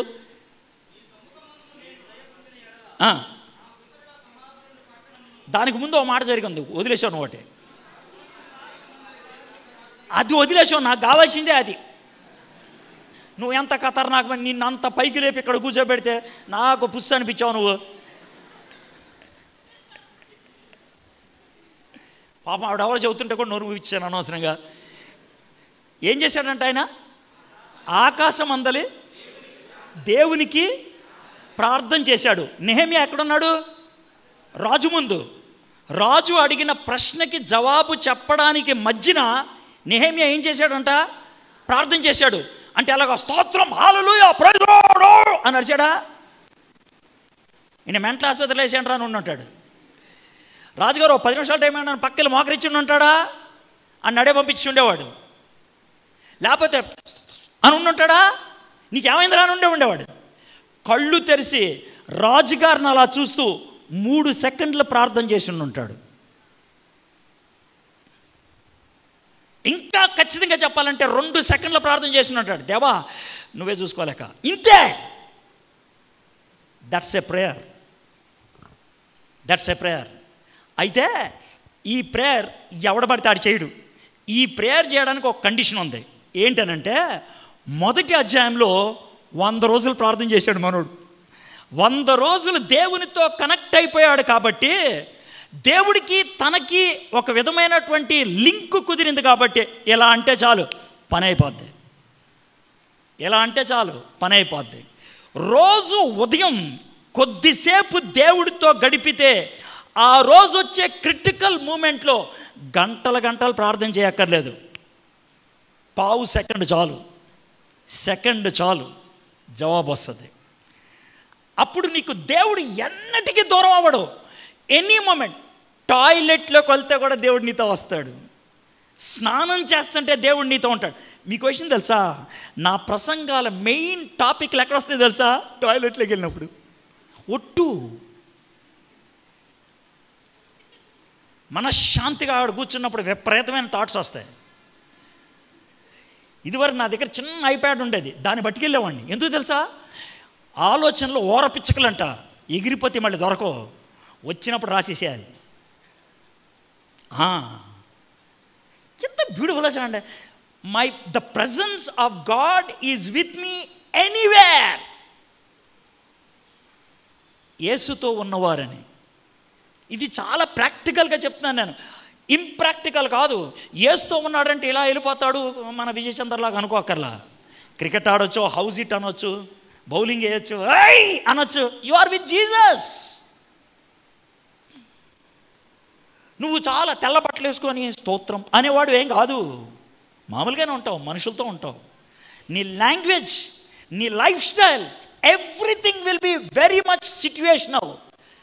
But let me tell you one thing, you are holy, you are morally upright. నైతికంగా తేడాలు లేకుండా బతుకుతావు. సరే, వీళ్ళు ఆ పరిశుద్ధాత్మతో నింపబడిన వాళ్ళే ఆ విధంగా చెప్తే వాళ్ళు ఏం చేశారు చూద్దాం. వారు పేతురు యోహానుల ధైర్యమును చూచినప్పుడు వారు విద్య లేని పామరులను గ్రహించి ఆశ్చర్యపడి వారు యేసుతో కూడా ఉండిన వారని గుర్తెరిగి, ఇది ఒకటి ఏంటంటే వాళ్ళు చూశారు ఎవరిని? పేతురు యోహాన్ని. నెక్స్ట్, స్వస్థత పొందిన ఆ మనుష్యుడు వారితో కూడా నిలిచి ఉండుట చూచి ఏమీ ఎదురు చెప్పలేకపోయారు. 3 విషయాలు కలిసినాయి ఇక్కడ. 3 విషయాలు కలిస్తే ట్రూత్ని ఎవరో కాదనలేరు. 3 విషయాలు కలిస్తే, ఒకటి హిస్టరీ, చరిత్ర, యేసుప్రభు గురించి చెప్పారు. రెండోది ఎక్స్పీరియన్స్, అనుభవం, అది పేతురు యోహాన్లో చూశారు. మూడోది రియాలిటీ, వాస్తవం, అక్కడ స్వస్థత పొందినటువంటి వ్యక్తి. ఈ 3 కలిస్తే ట్రూత్ని ఎవరు కాదనలేరు. Absolutely proved. చరిత్ర తీసుకొచ్చి పెట్టారు, లైఫ్ని పెట్టారు, తర్వాత అక్కడ రియాలిటీని చూపించారు. మన లైఫ్లో ఈ 3 కలిసిన దినాన్న ఎదుటి వ్యక్తి ఏమనలేడు. మన నోటి మాట, మన జీవితం, మూడోది మన పరిచయం, పరిశుద్ధత, 3 కలవాలి. పరిశుద్ధత జీవితానికి ఉంటుంది, పరిచయం నోటితో ఉంటుంది, పరిచర్య చేత్తో చేస్తాం. ఈ 3 కలిస్తే ట్రూత్. చాలామంది క్రైస్తవుల్లో ఈ 3 ఒకటి మిస్ అవుద్ది, అందుకే అవ్వదు. కొంతమందికి పరిచయం ఉంటుంది, పరిచర్య ఉంటుంది, పరిశుద్ధత ఉండదు. కొంతమందికి పరిశుద్ధత ఉంటుంది, పరిచర్య ఉంటుంది, పరిచయం చేయరు నోటితో. చాలామంది క్రైస్తవులు కాలేజీలో, క్యాంపస్లో అదే, నోటితో యేసు గురించి చెప్పరో, చెప్పే వాళ్ళకి లైఫ్ ఉండదు. లైఫ్ లేకపోయినా, నోటితో మాట బయటికి రాకపోయినా పని అవ్వదు. 3 కలవాలి, ఆల్ 3. ఇక్కడ ఆ 3 కలిసినట్లు మనం చూస్తాం. అప్పుడు సభ వెలుపలకి పొండని వారికి ఆజ్ఞాపించి తమతో తమ ఆలోచించిరి. ఎంత పిచ్చికి ఎక్కిందంటే, రాయ్ మీరు బయటికి వెళ్ళండి, రాయ్ ఇలా బయట తీసుకెళ్ళండి రా అని అన్నారు.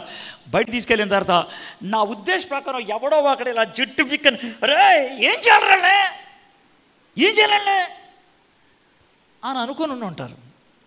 కొంతమంది రాయ్ కొంచెం ద్రాక్ష పడరా గడగడ తాగేసి ఏం చేయాలి బయట నుంచే పెట్టేసి ఏం చేయాలి వాళ్ళని, ఏం చేస్తే పని అవుతుంది అని అడిగితే అప్పుడు ఏమంటారంటే, ఈ మనుషులను మనం ఏమి చేయదుము, వారి చేత ప్రసిద్ధమైన సూచక్రియ చేయబడి ఉన్నది. యెరూషలేములో కాపురం ఉన్న వారికందరికీ నష్టమే, అది స్పష్టమే, అది జరగలేదని చెప్పజాలం. అయినను ఇది ప్రజల్లో ఇంకా వ్యాపించకుండుటకై ఇక మీదట ఈ నామమును బట్టియే మనుషులతోనైనా మాట్లాడకూడదని మనం వారిని బెదిరి పెట్టవాలని చెప్పుకొండ్రి. మై ఫ్రెండ్స్, యేసుప్రభుని కాదనలేం, కార్యాన్ని కాదనలేం. ఒక పని చేద్దాం, వీళ్ళు ఇంకా బోధించకుండా చేద్దాం. ఈరోజు భారతదేశంలో జరుగుతుంది ఇదేనా కాదా? చెప్పండి.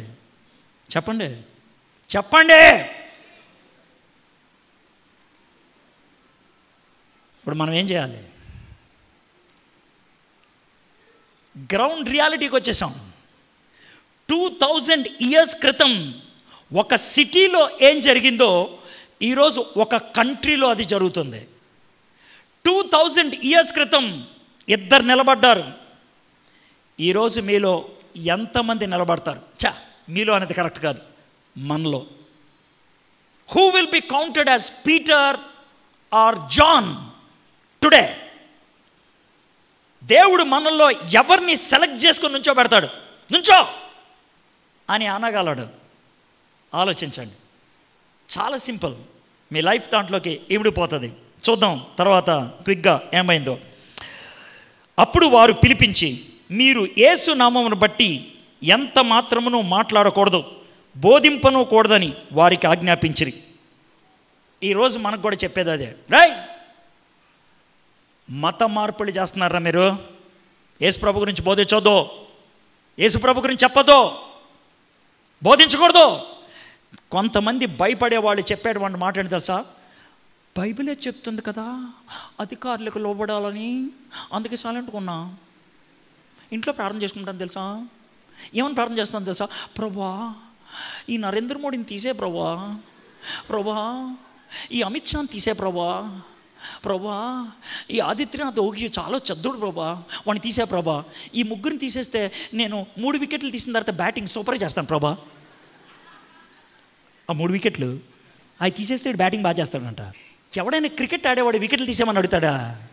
ఈ ముగ్గురిని తీసేయమంటే 3 వికెట్లు తీసేయమంటమే. అరే వికెట్ ఉన్నప్పుడు బ్యాటింగ్ ఉంటుందిరా, వికెట్ తీసేస్తే బ్యాటింగ్ ఏముంటుంది? ఎంత తక్కువ ఆలోచన చూడనిది. వికెట్ తీసే నేను బ్యాటింగ్ చేస్తా అన్నట్లుంది. వికెట్లు ఉన్నాయి, బాల్ బ్యాట్కి తగలాలని చేయి, కానీ వికెట్లు తగలబడదని ప్రార్థన చేయి. అది విషయం. బాల్ వికెట్కు తోలుతుందేమో, తీసే ప్రభువా. అదేం ప్రార్థన? అదేం ప్రార్థన? అది ప్రార్థన కాదు, అది పారిపోవడం. It is running away from reality. ఈ 3 వికెట్లు ఉండాలి. నరేంద్ర మోడీ ఒక వికెట్, అమిత్ షా ఒక వికెట్, యోగి ఒక వికెట్. ఆ 3 వికెట్లు అక్కడ ఉండినప్పుడే 6లు కొట్టాలి మనం. వాళ్ళ జోలికి వెళ్ళకూడదు. వాళ్ళకి బాలు తగలకుండా కాపాడే బాధ్యత మందే. ఎంత సూపర్ సెట్టింగో చూడండి, అసలు ఎంత సూపర్ సెట్టింగ్. అయితే అప్పుడు ఏమన్నారు చూద్దాం. 10వ వచనం. అందుకు పేతురును యోహానును వారిని చూచి, దేవుని మాట వినుట కంటే మీ మాట వినుట దేవుని దృష్టికి న్యాయమా? మీరు చెప్పండి సార్, మీరు చెప్పండి. మనకి పాత నిబంధనలో షడ్రక్, మెషక్, అబేద్నెగో ఉన్నారు కదా, వాళ్ళు మనోళ్లే కదా. షడ్రక్ మనోడే, మెషక్ మనోడే, అబేద్నెగో మనోడే కదా. దానియేలు కూడా మనోడే కదా. మీరు చెప్పండి. దానియేలు దర్యావేషు మాట విన్నాడా? షడ్రక్, మెషక్, అబేద్నెగో నెబుకద్నెజర్ మాట విన్నారా? మీరు చెప్పండి, మీరు విన్నారా? వినలేదు కదా. ఎందుకు వినలేదంటే పైన ఉన్నవాడు చెప్పాడు. పైన ఉన్నవాడు మాట వినాలి మేము, కిందవాడు మాట ఎందుకంటాం మేము? ఎస్పీ వచ్చాడు, కూర్చోరా అన్నాడు. ఎస్పీ కంటే పైన డీజీపీ వచ్చాడు, లేచి నుంచోరా అన్నాడు. ఎస్పీ గారు కూర్చోమన్నారు అంటావు నువ్వు? అను. పైనోడు వచ్చాడు కాదు, లేచి నుంచి ఉంటాను నేను. పైనోడు చెప్పిన మాటే పైన ఉంటుంది, కిందోడు మాట కిందే. నువ్వు కిందోడివి, ఆయన పైనోడు. నువ్వు చెప్పు, దేవుడు మాట అనమాట, నీ మాట వింటావా, వినమంటావా? చెప్పు నాకు అని అంటే వాళ్ళకి ఏం చేయాలో అర్థం కాక, మీరే చెప్పండి, మేము కన్నవాటిని విన్నవాటిని చెప్పక ఉండలేమని వారితో ఉత్తరం ఇచ్చారు. ప్రజలందరూ జరిగిన దాన్ని గురించి దేవుని మహిమపరచుంటారు కనుక సభవారు ప్రజలకు భయపడి వీరిని శిక్షించు విధిమేమీ కనుగొనలేక వీరిని గట్టిగా బెదిరించి విడుదల చేసిరి. రే, వీళ్ళని ఎప్పుడు తిడితే మనల్ని వాయిస్తారు, వీళ్ళని కొడితే మనల్ని చంపేస్తారు. రే, తలుపులేసండి, తలుపులేసండి, అన్నీ తలుపులేసండి. రే, ఇంకెక్కడ వేసే గురించి చెప్పొద్దు. పేతురు యోహాను ఎలా చూస్తూ ఉండంటారు. రే, చెప్తాను. అలాగే సార్, తలుపులు తీసేయండి. తలుపులు తీసేసిన తర్వాత వీళ్ళు ఎలా వస్తారో తెలుసా? బయటికే ఏదో ఆర్గ్యుమెంట్లో గెలిచినలాగా వస్తారు. ఎవరో 150 మంది. వాళ్ళు పిచ్చగా ఓడిపోయారు, లోన మొహం మాడిపోయింది. వీలైతే మధ్యలో ఫేర్ అండ్ లవ్లీ కూడా రాసుకొని ఉంటారు. అది పరిస్థితి. కానీ ఎవ్వడికి తెలియదు, బయటికి ఎవ్వడికి తెలియదు. అర్థమైందా? చెయ్యి ఉపయోగించకుండా, అర్థమైందా, కష్టపడకుండా ఎదుటివాడి యొక్క మొహం మార్చుట ఎలా? పరిశుద్ధాత్మతో నింపబడిన వారే క్రీస్తుతో ఉండి క్రీస్తు కోసం సాక్షిగా నిలబడితే ఆటోమేటిక్గా ఎదుటివాడి మొహం అవుట్. దానికి పెద్ద ఏం అక్కర్లా. వీళ్ళు మొహం మార్చేసుకొని బయటికి వెళ్ళిపోయారు. స్వస్థపరచుట అను ఈ సూచిక్రియ ఎవరి విషయంలో చేయబడినో వాడు 40 ఏండ్ల కంటే ఎక్కువ వయసు గలవాడు, 40 years. సరే, పేతురు యోహాను బయటకు వచ్చేసారు. స్టోరీలాగా చెప్పుకుంటూ వెళ్తున్నాను, 32 దాకా చదువుతాను అంతే. నాకు 1:30 దాకా టైం ఇచ్చారు. అయ్యగారు నా ఫ్రెండే కాబట్టి ఇంకో 5 నిమిషాలు ఎక్కువ తీసుకుంటాను. ఓకే, రైట్, అంతకంటే ఎక్కువ లేదు. సరే, బస్. వీళ్ళు ఇంట్లోంచి బయటకు వచ్చారు. ఏది? జైల్లోంచి బయటకు వస్తే యోహాను, పేతురు ఎదురు మొహం చూసుకొని, అన్న పేతురు, ఏంటి విషయం? నా భార్యను ఒకసారి కలిసి రావాలయ్యా, బయటకు వచ్చాను కదా, ఆవిడ రాత్రంతా టెన్షన్ పడతా ఉంటుంది అని అనలా యోహాను. సరే అన్న, నువ్వు వదిన దగ్గరికి వెళ్ళు, నేను నా భార్య దగ్గరికి వెళ్ళిపోతాను అని అనలా ఈయన కూడా. వీళ్ళెద్దరూ ఏం మాట్లాడుకోకుండా ఎక్కడికి వెళ్ళారు చూద్దాం. వారు విడుదల నొంది తమ స్వజనుల యొద్దకు వచ్చి, స్వజనులు అంటే ఎవరు? వాళ్ళ బ్యాచ్ ఒకటి ఉందే, బ్యాచ్ దగ్గరికి వచ్చేసారు. మన పచ్చి భాషలో చెప్పాలంటే చర్చికి వచ్చేసారు. చర్చికి వచ్చారు వాళ్ళు. అది ఆదివారం కాదు, సబ్బాతు దినం కాదు. ఖచ్చితంగా చెప్తాను, అది సబ్బాతు కాదు. సబ్బాత్ అయితే కనుక సన్హెద్రిన్ కలదు. సబ్బాత్ తర్వాత రోజు కూడా కాదు. సబ్బాత్ దినం పబ్లిక్లో ప్రసంగం చేసి ఉండేవాళ్ళు కాదు. It is middle of the week. వాళ్ళు చర్చికి వచ్చారు. వాళ్ళ అటాచ్మెంట్ ఫ్యామిలీ కంటే గాడ్లీ ఫ్యామిలీతో ఎక్కువ. అంటే భార్యాభర్తలను వదిలేశారని కాదు, అమ్మా బాబులతో సంబంధం లేదని కాదు. రియల్ ఇష్యూస్ వచ్చినప్పుడు ట్యాకిల్ చేసేది ఎవరో తెలుసా? ఫెలోషిప్. సంతోషం వచ్చినా, బాధ కలిగిన, ఆందోళన వచ్చినా ఎవరి దగ్గరికి వెళ్ళాలి? రియాలిటీని ట్యాకిల్ చేసేవాళ్ళు. వారు విడుదల నుండి తమ స్వజనుల యొద్దకు వచ్చి రాగానే కొంతమంది బ్యాచ్, అన్న రాత్రి మీకు మంచం వేశారా, అన్న రాత్రి మీకు ఫుడ్ పెట్టారా, అన్న పొద్దున్న పొడదొంకున్నావా, అన్న నీళ్ళు ఏమైనా ఇచ్చారా మీకు, ఏం ప్రశ్నలు అడగలా. అన్న ఏమన్నారు వాళ్ళు, ఇది వాళ్ళ ప్రశ్న. They are not worried about their physical wellness, they are worried about the kingdom of God.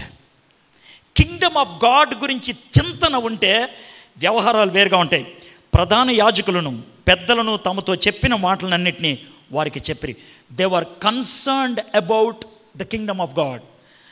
ప్రధాన యాజకులు వాక్యం చెప్పొద్దన్నారా, అది మాకున్నటువంటి బాధ. డిసెంబర్ 13వ తారీఖు నేను నాయుడుపేట అనే ఊరిలో వాక్యం చెప్పడానికి వెళ్ళాను. ఇక్కడే చెన్నై దగ్గర, నెల్లూరు జిల్లా. నాయుడుపేటలో చాలాసార్లు వాక్యం చెప్పాను. లాస్ట్ 20 yearsలో మేబీ 5-6 times వెళ్ళాను. అయితే ఈ టైం నాకు కొంచెం ఎక్కువ ఖాళీ ఉంది. మార్నింగ్ ఒక వాక్యం చెప్పాలి, సాయంత్రం పబ్లిక్ మీటింగ్లో మాట్లాడాలి, మధ్యాహ్నం ఖాళీ. పెద్ద కాంపౌండ్ ఉంది, church compound, Lutheran church compound. అయితే ఆ కాంపౌండ్లోకి నాకు రూమ్ ఇచ్చారు, ఉన్నాను. అరే ఇక్కడ చర్చ్ ఒకటి ఓల్డ్ది ఉందంట, చూడాలని అన్న. 140 సంవత్సరాల క్రితం కట్టిన చర్చిలోకి వెళ్తే ఇలాగే పోడియం ఉంది.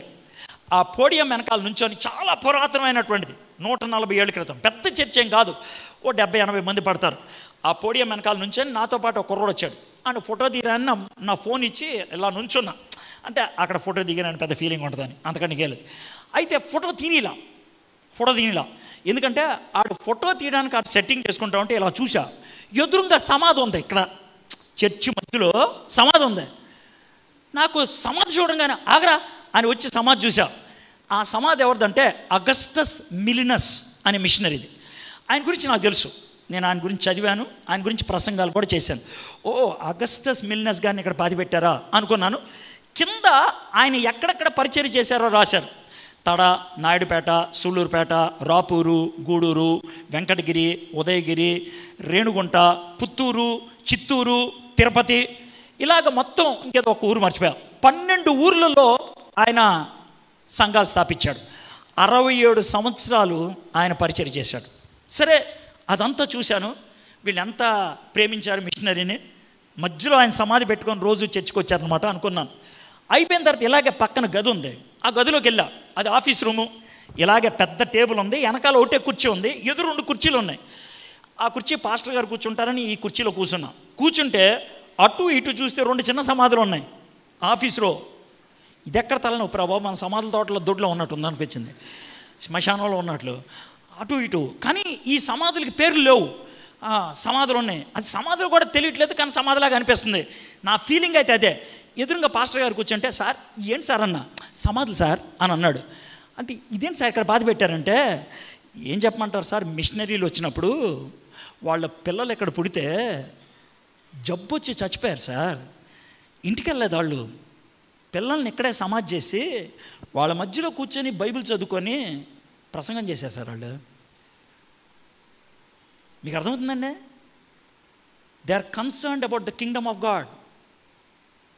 నా కడుపు నొప్పి వచ్చింది ఏమైపోద్దో, నాకు ఎదురెళ్తే ఏమన్నా వస్తుందో, బయటికి వెళ్తే తిడతారో, నా ఉద్యోగం పోద్దేమో, ఇలాంటి ఏం పెట్టుకోలేదు వాళ్ళు. There concern was the kingdom of God, దేవుని రాజ్య స్థాపన. దానికి ఎదురొచ్చేది ఏదైనా సరే మనం నిలబడాలి. మై ఫ్రెండ్స్, దేవుని బిడ్డలంగా do we have that kind of concern? అది ఉందా? నెక్స్ట్, ఎప్పుడైతే ఆ మాటలు విన్నారో 24వ వచనం, వారు విని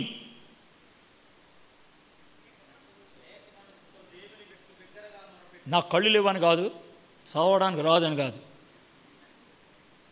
మీరు చదువుతారండి. వాళ్ళని ఒక వర్షిప్ లీడర్ వచ్చి పాట పాడి ఉత్తేజపరచలా, చేతులెత్తండి, చప్పట్లు కొట్టండి, హల్లెలూయా చెప్పండి అని ఏమి సుత్తేలా. ఆరాధన పంపు కొడితే వచ్చేది కాదు. పచ్చి భాషలో చెప్తున్నా, పచ్చి భాష. పంపు కొడితే వచ్చేది ఆరాధన కాదు, జీవితంలో ఉప్పొంగితే వచ్చేది ఆరాధన.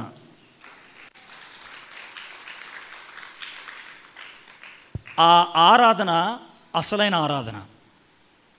నిన్ను ఎవరో ఉసిగొలుపుతో వచ్చేది కాదు ఆరాధన, నీ హృదయంలో వచ్చినటువంటి ఆ ఉద్వేగాన్ని బట్టి వచ్చేది ఆరాధన. వీళ్ళు ఆ మాటలు వినంగానే, అది గుడ్ న్యూస్ ఏం కాదు, అది గుడ్ న్యూస్ కాదే, ఎవరి దగ్గర మాట్లాడొద్దన్నారా, నోరు తెరవద్దన్నారా, ఇది వాళ్ళు అన్నమాట. వారు విని ఏక మనస్సుతో, అంటే అందరూ ఒకే భావంతో ఏక మనస్సుతో దేవునికి ఇట్లు బిగ్గరగా మొర్రపెట్టిరి. నాదా, నీవు ఆకాశమును భూమిని సముద్రము వాటిలో ఉన్న సమస్తమును కలిగి చేసిన వాడు. వర్షిప్ ఎందుకు చేయాల్సి వచ్చిందో తెలుసా? It is the worship that redeems them from the fear. ఆరాధన భయం నుంచి వాళ్ళని బయట తీసుకొచ్చింది. ఆరాధన దేవుని వైపు వాళ్ళ కనుదృష్టి మార్చింది. ఆరాధన వాళ్ళ అటెన్షన్ భయం నుంచి భద్రతకు నడిపించింది. మనలో చాలామంది పిచ్చికొక్క వస్తుంది అనుకో, మనం చూస్తే భయం వేస్తుంది. కానీ చిన్నపిల్లలు చాలా మంచోళ్ళు. చిన్నపిల్లలు పిచ్చికొక్క కనబడితే అమ్మని గట్టిగా పట్టేసుకొని కళ్ళు మూసేసుకుంటారు. When they shift their eyes from the fear, they get faith. ఇక్కడ చేసింది అదే. వాళ్ళు ప్రధాన యాజకులను చూడలేదు, సన్హెద్రిన్ సభను చూడలేదు, దేవుణ్ణి చూశారు. దేవుణ్ణి చూస్తే వాళ్ళకి ఏమర్థమైంది తెలుసా? వీళ్ళు ఒక చాక్లెట్ అయితే మా దేవుడు చాక్లెట్ డబ్బా, వీడు ఒక గుడ్డు అయితే మా దేవుడు గుడ్లు పెట్టే కోడి, వీడు ఎమ్మెల్యే అయితే మా దేవుడు ఎంపీ, వీడు ఎంపీ అయితే మా దేవుడు రాష్ట్రపతి. పెద్దోడు మాతో ఉన్నాడు, చిన్నోడికి మేము భయపడం. ఆరాధన చేసేటువంటి పని అది. దావీదు గొలియాతు ముందు నిలబడినప్పుడు చేసిన పని అదే. జీవము కలిగినటువంటి దేవుని పేరట వస్తున్నాను, సైన్యములకు అధిపతిగా యెహోవా నామం పేరట వస్తున్నాను, I have the commander with me. అది తనకి ధైర్యాన్ని ఇచ్చింది. అన్యజనులు ఎలా అల్లరి చేసిరి, ప్రజలు ఎందుకు వ్యర్థమైన ఆలోచనలు పెట్టుకొనిరి, ప్రభు మీదను ఆయన క్రీస్తు మీదను భూరాజులు లేచిరి, అధికారులను ఏకముగా కూడుకొనిరి అని నువ్వు పరిశుద్ధాత్మ ద్వారా మా తండ్రియు నీ సేవకుడిని ఆయన దావీదు నోట పలికించిది. మీరు మా ఇంటికి వస్తున్నారండి, మీరు మా ఇంటికి వస్తున్నారు, మా ఇంటికి రావడానికి కానీ బస్ స్టాండ్ దగ్గర దిగారు. ఫోన్ చేశారు, అన్నా బస్ స్టాండ్ దగ్గర దిగాను, ఎలా రమ్మంటారని. అవునా, చాలా దగ్గర మా ఇంటికి, బస్ స్టాండ్కి 25వ ప్లాట్ఫామ్ ఉంటుంది, దానికి ఎదురుగా గేట్ ఉంటుంది అన్న, కనబడింది అన్న. ఆ గేట్లోంచి బయటకు వస్తే రోడ్డు ఉంటుంది, ఆ రోడ్డు వెంబట అలా వచ్చేస్తే ఓ మురిక్కాలు ఉంటుంది, బాగా కంపు కొడుతుంది. ఆ మురిక్కాలు నెమ్మదిగా దాటేసామనుకో, కొంచెం ముందుకు వెళ్ళేస్తే గొత్తుకులు రోడ్డు ఉంటుంది, అది ఒక 1/2 కిలోమీటర్ ఉంటుంది. ఆ తర్వాతే లెఫ్ట్ సైడ్ చూస్తే మా ఇల్లు కనబడుతుంది. ఇది నీ అడ్రస్ ఇచ్చానండి, అడ్రస్ ఇది గుర్తొచ్చింది కదా. అడ్రస్ 25వ నెంబర్ స్టాప్ ఎదురుగా గేట్లోంచి బయటకు వచ్చిన తర్వాత రోడ్డు ఎండ్ అయినప్పుడు ఒక పెద్ద మురిక్కాలువ, అది భయంకరమైన కంపు కొడుతుంది. మురిక్కాలువ దాటంగానే గతుకుల రోడ్డు, ఆ గతుకుల రోడ్డు కొంచెం ముందుకేస్తే లెఫ్ట్ సైడ్ మా ఇల్లు. అర్థమైంది కదా? మీరు నడుచుకుంటూ వస్తున్నారు, కంపు కొట్టే మురిక్కాలువ కనబడింది, మీకు వచ్చే ఫీలింగ్ ఏంటి? ఇప్పుడు నా రూట్ రైటే అని చెప్పాడు, కంపు కొట్టే మురికాలు వస్తుందని వచ్చేసింది. ఒకవేళ కంపు కొట్టే మురికి రాలేదనుకో, అరే కంపు కొట్టే మురికాలు రాలేదురా, అరే కంపు కొట్టే మురికాలు రాలేదురా, అరే కంపు కొట్టే మురికాలు రాలేదురా, అదేంట్రా కంపు కొట్టే మురికి ఆడ వస్తుందని చెప్పాడా. కంపు కొట్టే మురికాలు రాకపోతే ఆడి ఇల్లు రాదు, అది దాటితేనే ఇల్లు వస్తుంది. దేవుడు కూడా రెండో రాకడా అనే మన ఇంటికి ముందు ఓ కంపు కొట్టే మురికాలో పెట్టాడు, దాన్నే శ్రమ. శ్రమ వస్తుంది, మన వ్యక్తిగత జీవితాల్లో వస్తుంది, మన సంఘానికి వస్తుంది. ఎవడన్నాడు రాదని? వస్తుంది. ఆ శ్రమ రాకపోతే టెన్షన్ పడాలి, రావట్లేదే. కొంతమందికి శారీరకంగా వస్తుంది, కొంతమందికి మానసికంగా వస్తుంది, కొంతమందికి సంబంధాలు తెగిపోవటం బట్టి వస్తుంది, కొంతమందికి ఆర్థికంగా వస్తుంది, కొంతమందికి శారీరకంగా వస్తుంది. Whatever may be, you have a struggle. లేఖనం చెప్పింది, వీళ్ళు కూడా లేఖనాన్ని ఎత్తి చూపించారు. ఇంకేమంటున్నాడు? ఏవి జరగవలనని నీ హస్తమును నీ సంకల్పం ముందు నిర్ణయించినో వాటినన్నిటినీ చేయుటకు నీవు అభిషేకించిన నీ పరిశుద్ధ సేవకుడని యేసునకు విరోధంగా హేరోదును పొంతు పిలాతును అన్యజనులతోనూ ఇశ్రాయేలు ప్రజలతోనూ ఈ పట్టణమందు నిజముగా కూడుకొనిరి. మొత్తానికి ఈ కూటమే అసలు అర్థం కావట్లేదు సార్. ఎలా కలుస్తారు సార్ వీళ్ళు? ఆర్ఎస్ఎస్ వాళ్ళు శివసేన వాళ్ళు ఎలా కలుస్తారు సార్? ఆర్ఎస్ఎస్ వాళ్ళు బజరంగ దళ వాళ్ళు ఎలా కలుస్తారు సార్? వాళ్ళకి సైద్ధాంతికమైన వ్యతిరేకతలు ఉన్నాయి కదా. ఒకడు పూజించేది శివుణ్ణి, ఇంకోటి పూజించేది రాముణ్ణి, ఇంకోటి పూజించేది హనుమంతుడిని. ఎలా కుదురుతుంది సార్? ఇప్పుడు మంగళవారం సెలవు పెడతామా, గురువారం సెలవు పెడతామా అనే దగ్గర గొడవ వచ్చింది. మంగళవారం హనుమంతుడి దినం, గురువారం ఏమో సాయిబాబా దినం. కొంతమంది సాయిబాబా దినం పెడదామంటారు, కొంతమంది ఏమో హనుమంతుడి దినం కావాలంటారు. వాళ్ళలోనే వాళ్ళు విభేదాలు ఉన్నప్పుడు యేసే దగ్గరకు వచ్చినప్పుడు ఎలా కలిసిపోయారు? అదే ఇది హేరోద్కి పిలాతుకి పడదే. ఎందుకు షేక్ హ్యాండ్ ఇచ్చుకుంటున్నారు? ఎందుకంటే నీకు వాడి శత్రువు, నాకు వాడి శత్రువు, మన ఇద్దరం ఫ్రెండ్స్, కామన్ ఎనిమీ, ఫ్రెండ్స్ చేసేసింది. సరే చూద్దాం. 29:30 ప్రభువా ఈ సమయమునందు వారు బెదిరింపులు చూచి, now this is the prayer, రోగులను స్వస్థపరచుటకు. పాయింట్ నెంబర్ 1, నీ పరిశుద్ధుడైన యేసునామము ద్వారా సూచక్రియలను మహత్కార్యములు చేయుటకును. నెంబర్ 2, నీ చేయి చాచుండగా నీ దాసులు బహుధైర్యంగా నీ వాక్యము బోధించినట్లు. Number 3 point prayer. Point number 1, ఎవరైతే మాకు వ్యతిరేకం అయిపోయారో వాళ్ళ రోగాల్ని తీసేయి. మానసిక రోగం ఉందా? తీసేయి. శారీరక రోగం ఉందా? తీసేయి. జబ్బులు ఉన్నాయా? తీసేయి. రోగాలు తీసేస్తే ఇంకేమనలేరు వాళ్ళు, తీసేయి. That's number 1. రెండోది, అద్భుతాలు చేయి. 3, మాకు ధైర్యం ఇవ్వు మాట చెప్పడానికి. రోగాలు తీసేసావు, క్రియ. అద్భుతాలు చేసావు, వాళ్ళకి అనుభవం. మా నోట మీ నాట పలికించు, సత్యమైపోద్ది, ట్రూత్. 3 ఉండాలి. ఆ 3 విషయాలే ప్రేయర్ చేశారు. ప్రేయర్ చేస్తే 31వ వచనం, వారు ప్రార్థన చేయగానే వారు కూడి ఉన్న చోట కంపించెను. అప్పుడు వారందరూ పరిశుద్ధాత్మతో నిండిన వారై దేవుని వాక్యమును ధైర్యముగా బోధించిరి. క్యాంపస్ల్లో, పబ్లిక్లో, స్నేహితుల మధ్యన, మిత్రుల మధ్యన, క్లాస్మేట్స్ మధ్యన, కుటుంబ సభ్యుల మధ్యన దేవుని వాక్యము బహుధైర్యముగా బోధించటానికి మనకి కావాల్సింది ఈ 3. క్రీస్తుతో ఉన్నవారమై ఉండాలి, తండ్రికి ప్రార్థన చేసేవాళ్ళమై ఉండాలి, పరిశుద్ధాత్మతో నిండిన వారమై ఉండాలి. 4వ అధ్యాయం 12వ వచనం, క్రీస్తుతో గడిపేవారు. 4వ అధ్యాయం 28, 29, 30 వచనాలు తండ్రికి ప్రార్థన చేసిన వాళ్ళు. 31వ వచనం, పరిశుద్ధాత్మతో నిండిన వారు. If you have these 3, you don't have any fear, you have confidence. Faith in Jesus Christ, connection with the Father, completion by the Holy Spirit. ఈ 3 ఉంటే you will be a powerful witness. ఒక శక్తివంతమైనటువంటి సాక్షిగా నువ్వు అవుతావు. God's desire is only that. ఇంతమంది ఇక్కడికి వచ్చారు, ఇంతమందిలో 10% మంది, 10% దీన్ని ఫుల్ఫిల్ చేసేవాళ్ళు ఇక్కడున్న క్యాంపస్లో ఉంటే ఒక భయంకరమైనటువంటి విస్ఫోటనే. It would be an explosion. ఆ 10%లో నువ్వు ఉంటావా? Will you be in that 10%? 10%లో నువ్వు ఉంటావా? ఒక మిషనరీ ఈ మధ్యకాలంలో నన్ను బాగా ప్రభావితం చేశాడు. ఆయన యొక్క స్టోరీ మీకు చెప్పి నేను ముగిస్తాను. జనగాం అనేటువంటి ఊరు తెలంగాణలో ఉన్రుఫు బ్యాప్టిస్ట్ చర్చ్ అని ఉన్నది. ఈ బ్యాప్టిస్ట్ చర్చ్ ఉన్రుఫుపురం అనే దాంట్లో ఉన్నది. ఈ బ్యాప్టిస్ట్ చర్చ్ ఎవరు కట్టారు, ఎవరు స్థాపించారు, ఇక్కడికి ఎవరు సువార్త తీసుకొచ్చారు ఆలోచిస్తే ఉన్రుఫు అనేటువంటి ఒక ఆయనని. ఉన్రుఫు ఆయన 17వ ఏట యేసుప్రభుని అంగీకరించాడు. 25వ ఏట థియాలజీ పూర్తి చేసుకున్నాడు. ప్రార్థన చేసి యానా అనే అమ్మాయిని పెళ్లి చేసుకున్నాడు. 26వ ఏట ప్రార్థన చేశాడు, ప్రభా మా ఇద్దరిని నువ్వు ఎక్కడికి పంపిస్తే మేము అక్కడికి వెళ్తామని. వాళ్ళిద్దరిని దేవుడు భారతదేశంలో హైదరాబాద్ పట్టణానికి రమ్మని అడిగాడు. కాబట్టి వాళ్ళు రావడానికి పూనుకున్నారు.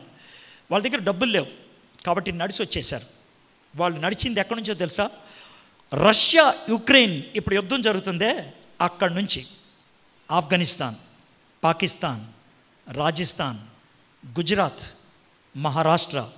అప్పట్లో హైదరాబాద్ నిజాం సామ్రాజ్యానికి వచ్చి హైదరాబాద్ పట్టణాన్ని రావడానికి 3 years పట్టింది, 3 సంవత్సరాలు. దే వాక్డ్, నడుచుకుంటూ వచ్చేసారు.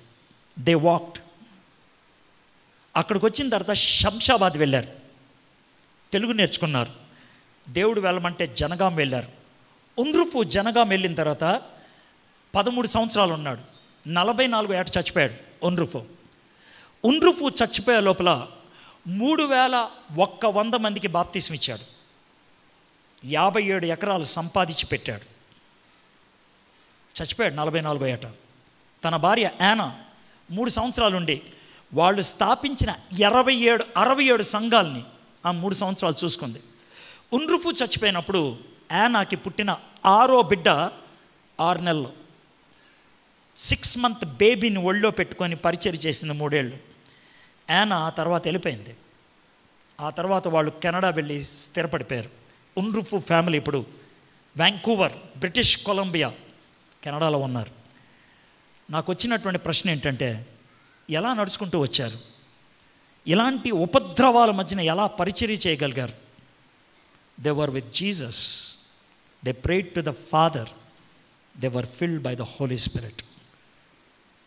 వాళ్ళు దేశం కాని దేశంకి వచ్చి పరిచర్య చేశారు. మనం ఉన్న క్యాంపస్లోనే పనికిమాల వాళ్ళంగా ఉంటున్నాం. What is the challenge you take from here my friends? ఎలాంటి సవాలు ఇక్కడి నుంచి మీరు తీసుకుంటున్నారు? తలొంచండి, కళ్ళు మూసుకోండి. ప్రార్థన చేయొద్దు. డోంట్ ప్రే. ప్రార్థన చేయొద్దు. తలొంచి కళ్ళు మూసుకొని మౌనంగా 1 minute అలా ఉందాం. మౌనంగా కొన్ని ప్రశ్నలను మనమే అడుక్కుందాం. ఈరోజు క్రైస్తవేతరులు ఈ చర్చ్ కాంపౌండ్లోకి వచ్చి సెలెక్టెడ్ పీపుల్ని ఎత్తుకెళ్ళిపోతే అందులో నేను ఉంటానా? అందులో నేను ఉండాలి అని అనుకుంటున్నావా? తప్పించుకొని వెళ్ళిపోవాలనుకుంటున్నావా?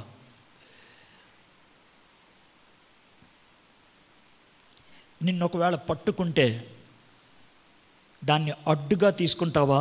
అవకాశంగా తీసుకుంటావా?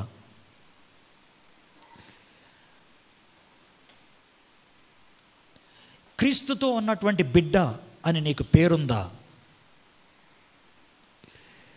క్రిటికల్ మూమెంట్స్లో తండ్రికి ప్రార్థన చేసే వ్యక్తివేనా?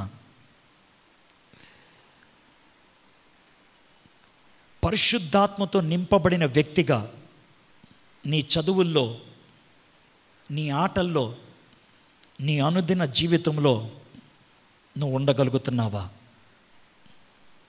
క్వశ్చన్స్ వేసుకో.